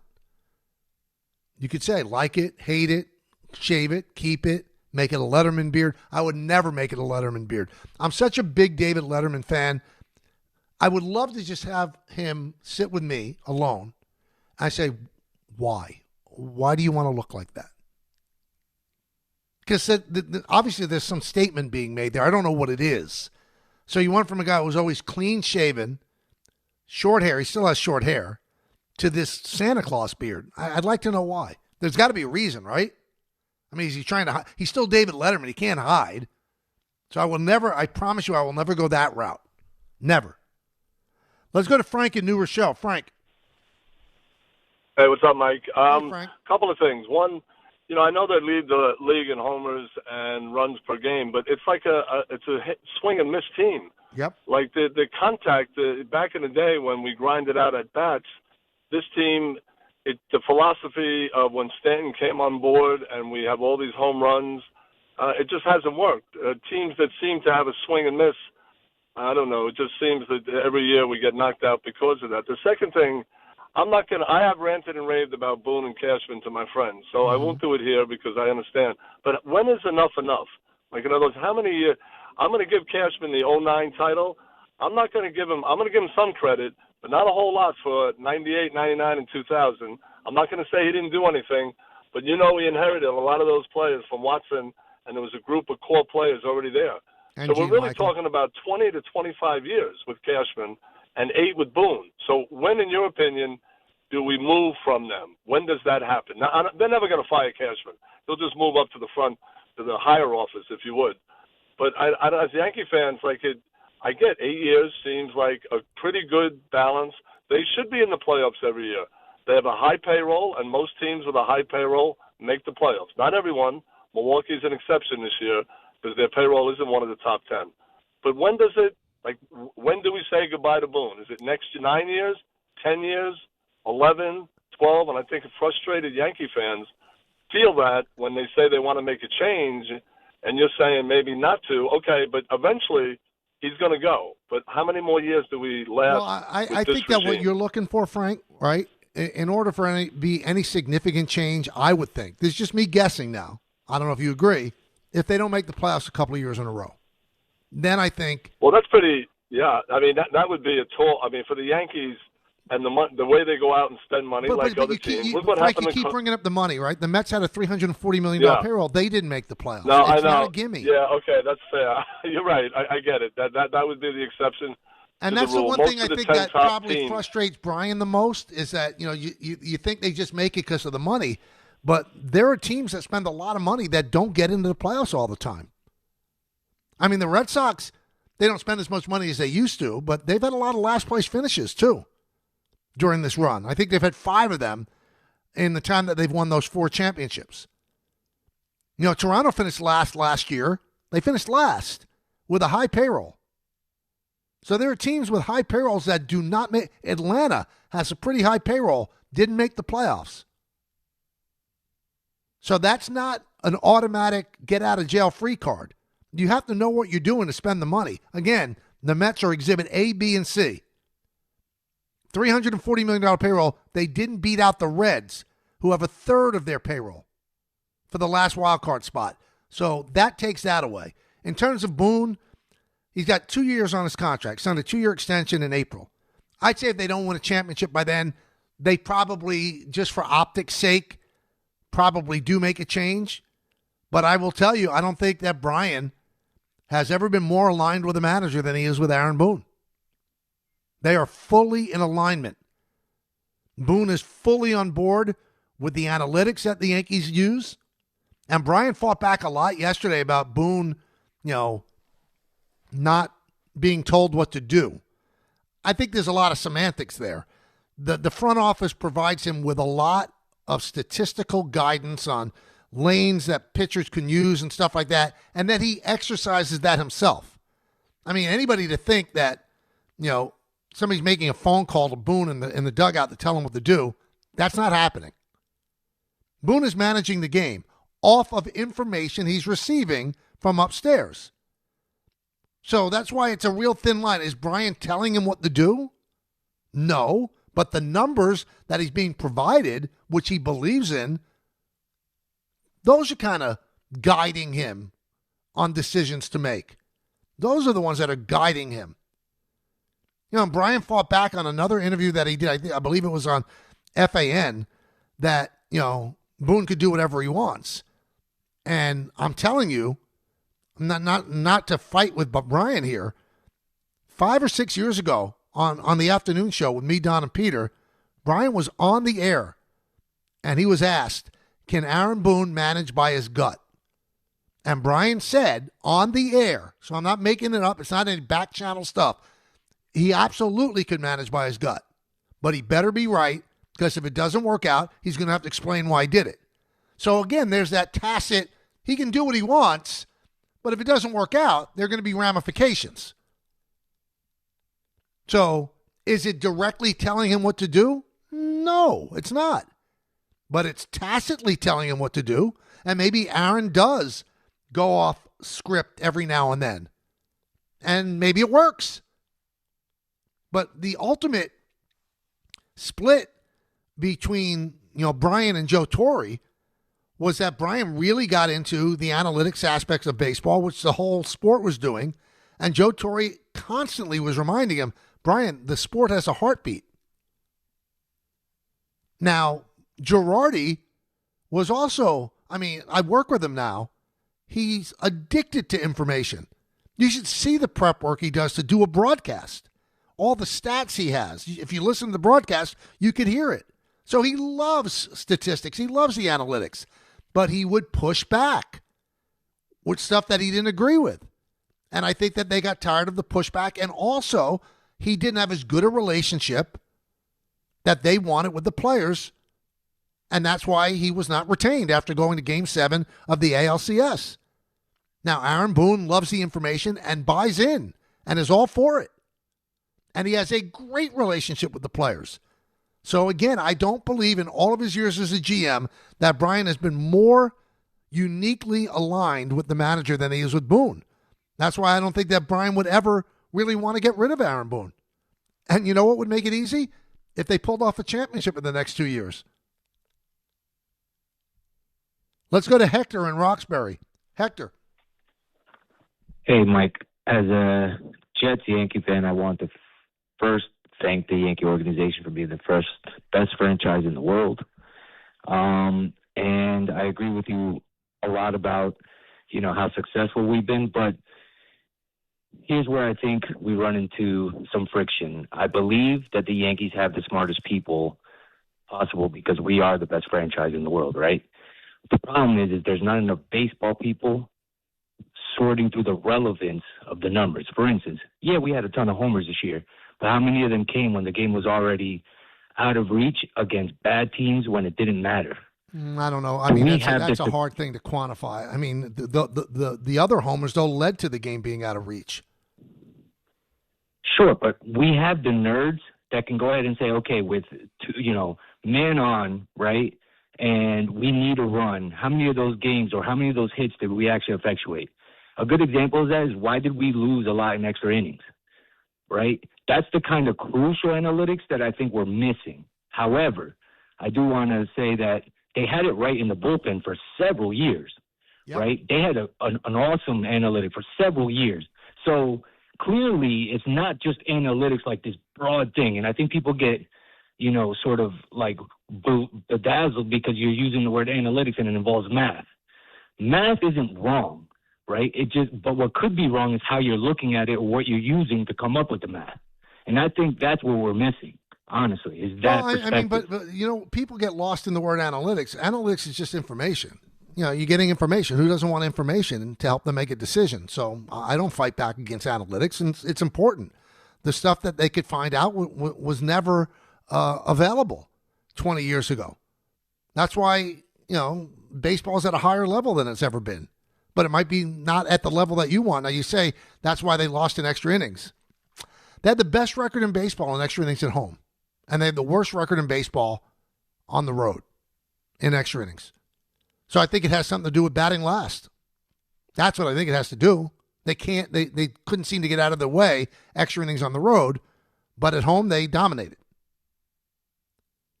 So, an earlier caller brought up the strikeouts. I don't have a problem with Aaron Judge striking out.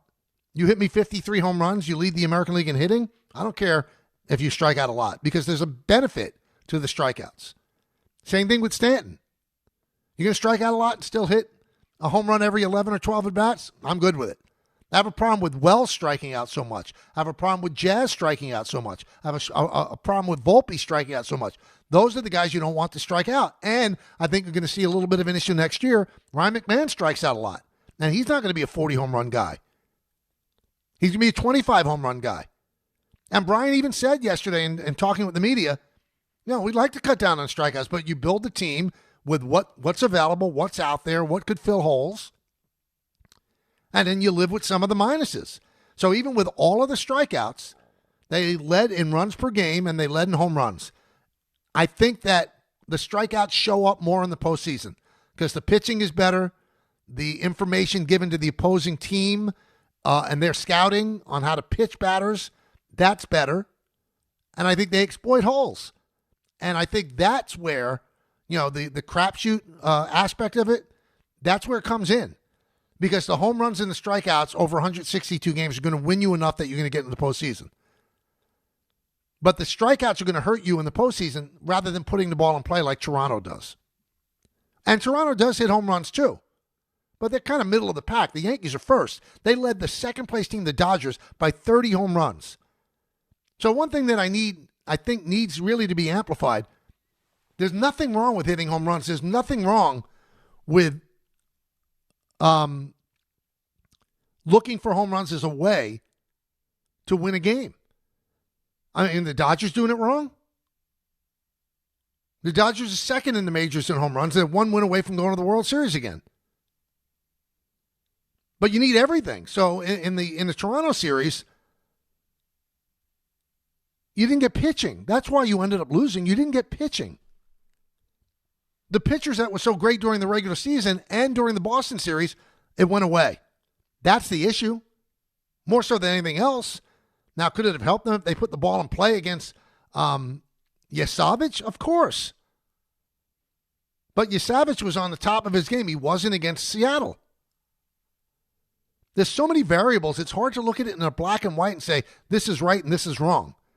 I think for the most part, they build their team the right way. I'd like to see home run hitters, though, that put the ball in play. I mean, you look at Tommy Edman, right? Who the Yankees really liked and tried to get a couple of times. He's that guy for the Dodgers. Kike Hernandez is that guy for the Dodgers. They get big hits and they put the ball in play. Hey, reminder for everyone playing ESPN New York Survivor. Make your pick before Sunday's 1 o'clock games to stay in the running for the $5,000 grand prize. After 6 weeks, we've lost 83% of players, leaving only Chris Canty, Evan Cohen, and Jake Asman as the surviving ESPN personalities. Follow along on the ESPN New York app, powered by SplashSports.com. When we come back, I'll give you my picks. 2 packs, for sure, right here on the K Show. Until 3 on ESPN New York.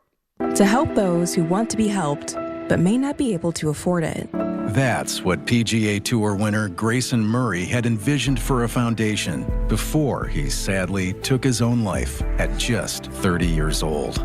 His parents channeled their grief into creating the Grayson Murray Foundation, carrying out his vision to help those struggling with mental health and addiction. To donate and learn more, visit GraysonMurrayFoundation.com. Ballybet Sportsbook. Yo, Ballybet stacked for football season. When it comes to sportsbook apps, it's undefeated. Ballybet. Check out that brand new parlay zone. Here's the kickoff. Build your bets and place them right on your phone. What? Live bets, daily boosts, and promos. Increase your odds so you can win more dough. Touchdown! Ballybet's the play. Make game day more fun and download it today. Must be 21 plus, New York only. Gambling problem? Call 1-877-8-HOPE-NY. Ballybet Sportsbook and Casino. Download it.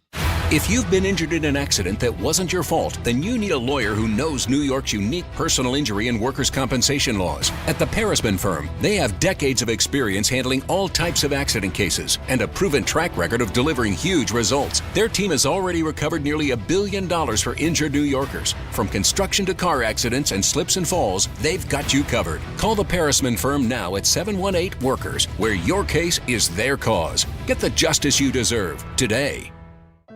Health surprises can change your life in an instant. You've seen it happen to others, but it doesn't have to be your story. At Princeton Longevity Center, we customize actionable and proactive health plans to maximize your lifespan and take control of your health. Our Cancer Check program combines cutting-edge technology with top medical expertise to keep you ahead of potential risks. With advanced full-body imaging, genetic testing, and multi-cancer detection blood tests, we look for even the earliest signs of problems. Results are analyzed by expert physicians who craft a personalized plan to safeguard your future. You're not just a patient, you're a partner in your health journey, backed by a team committed to helping you live longer, healthier, and more vibrantly. Our programs have saved hundreds of lives and empowered countless others to take control of their health. Be proactive with your health for the ultimate peace of mind. Call 888-8000-PLC or visit PrincetonLongevityCenter.com. 1-877 Cars for Kids. KARS Cars for Kids. 1-877 Cars for Kids.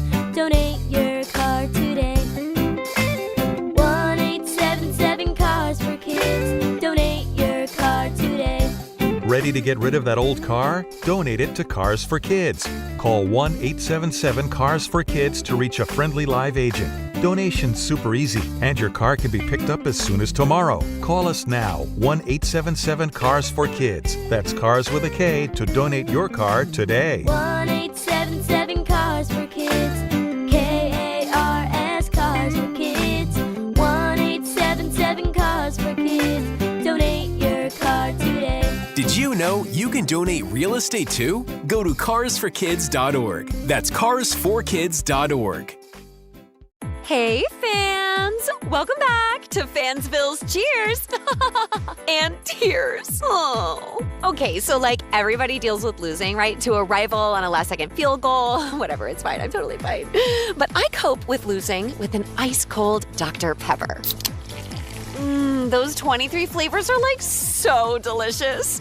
They totally wash away the pain of your college football team taking a big fat L. College football, it's a pepper thing. Now that I'm a dad, I can't stop thinking about what would happen to my kids if something happened to me, like losing the house or not affording college. Yeah, that used to keep me up at night too. It's why I finally got life insurance from Ethos. It's 100% online. No medical exams, just a few health questions.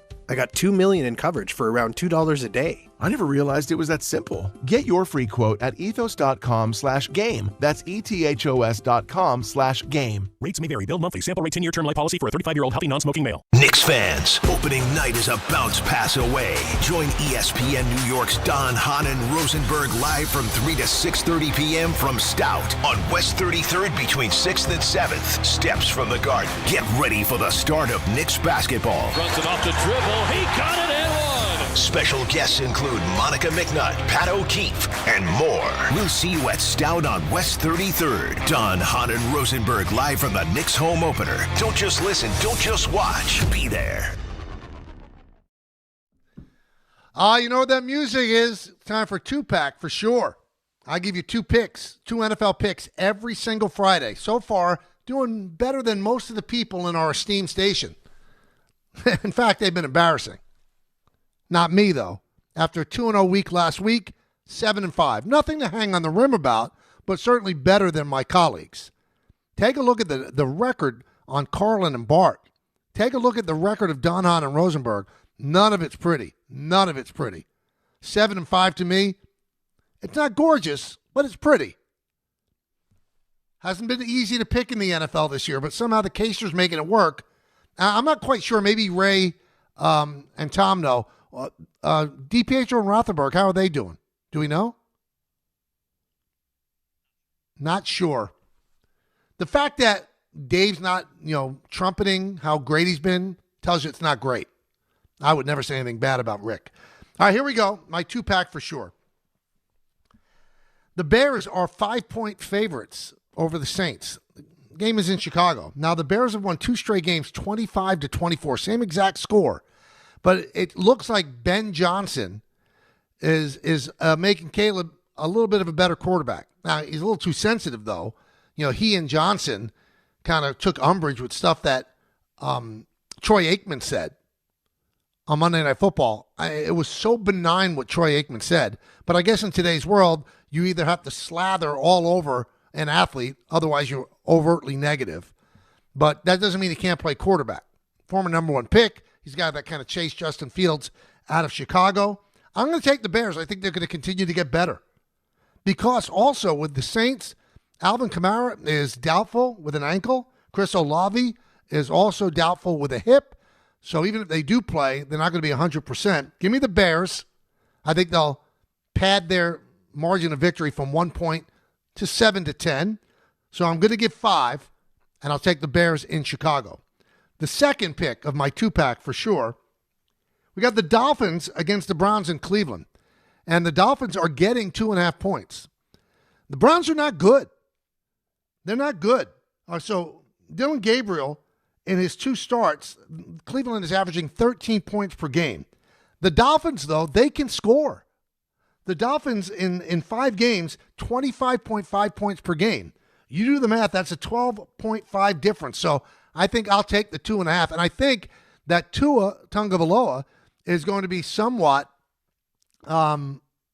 chagrined saying what he said, calling out his teammates and then having to apologize for it. So he probably wants to put up a big game. I'm looking for the Dolphins to go into Cleveland and slap around the Browns. And I know I'm taking a chance on a team that's 1-5, but that's what I do here in two-pack for sure. I don't give you chalk. Sometimes I take a chance. And Ray just looked it up. Rick and Dave are both 7-8.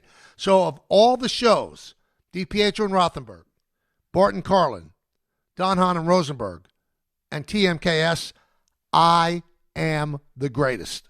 I'm the greatest prognosticator in the NFL this year. The greatest. The stats back it up. I'm a big analytics guy. I've told you that. So 7-5 is better than 7-8. It's better than the trash that Carlin and Bart are throwing at you, and also Don Hahn and Rosenberg. 7-5 after a 2-0 week. I'm going to give you another 2-0 this week. Again, taking the Bears, giving 5 against the Saints, taking the Dolphins, taking 2.5 in Cleveland against the Browns. Those are the two-pack for sure picks. 1-800-919-3776. Speaking of DiPietro and Rothenberg, Rick the other day said something on the show to me is fascinating. All right, so our studios are down on the southern tip of Manhattan, and they're all brand new, beautifully done, and the facilities are great. And the bathrooms are essentially clean. We had a little bit of an issue this week because people, insist on flushing paper towels down the toilet. But for the most part, it's clean. It smells good. It's nice. And Rick said on the air, he said this, if he ever has to go to the bathroom, and not like urinate, but the other bathroom, he will not go publicly. Now, I think I would go to the bathroom anywhere except for maybe one of those porta potties. I couldn't bring myself to do that. But he wouldn't even go to the bathroom in our studios, in the office, which are exorbitantly clean. He said, now this is an example of a guy having maybe a little bit too much money. There's a beautiful hotel right down the block from our studio. He said he would go to that hotel and he would spend $500 to book a room for the day and just go up and go to the bathroom in the room and then check out. So there's some issues there. I love Rick, you know that. But he'd spend $500 to go to the bathroom rather than go to the bathroom in our building. That makes no sense to me. But a lot of things don't. You know what does make sense? I'll be back again Monday at 1 with the same great show. Steve Young, Scott Van Pelt. We'll go over the Giants and the Jets, what they did over the weekend. And we'll talk about the ALCS and the NLCS. And maybe we'll have a World Series mapped out by then. At least one team. So please, thank you so much for spending the 10 hours with me this week. It's been a blast, always is. And in the words of Billy Joel, life is a series of hellos and goodbyes. I'm afraid it's time for goodbye again. See everybody, have a wonderful weekend. And Don Hahn and Rosenberger next. Getting the right mattress helps you sleep at night. Getting the right price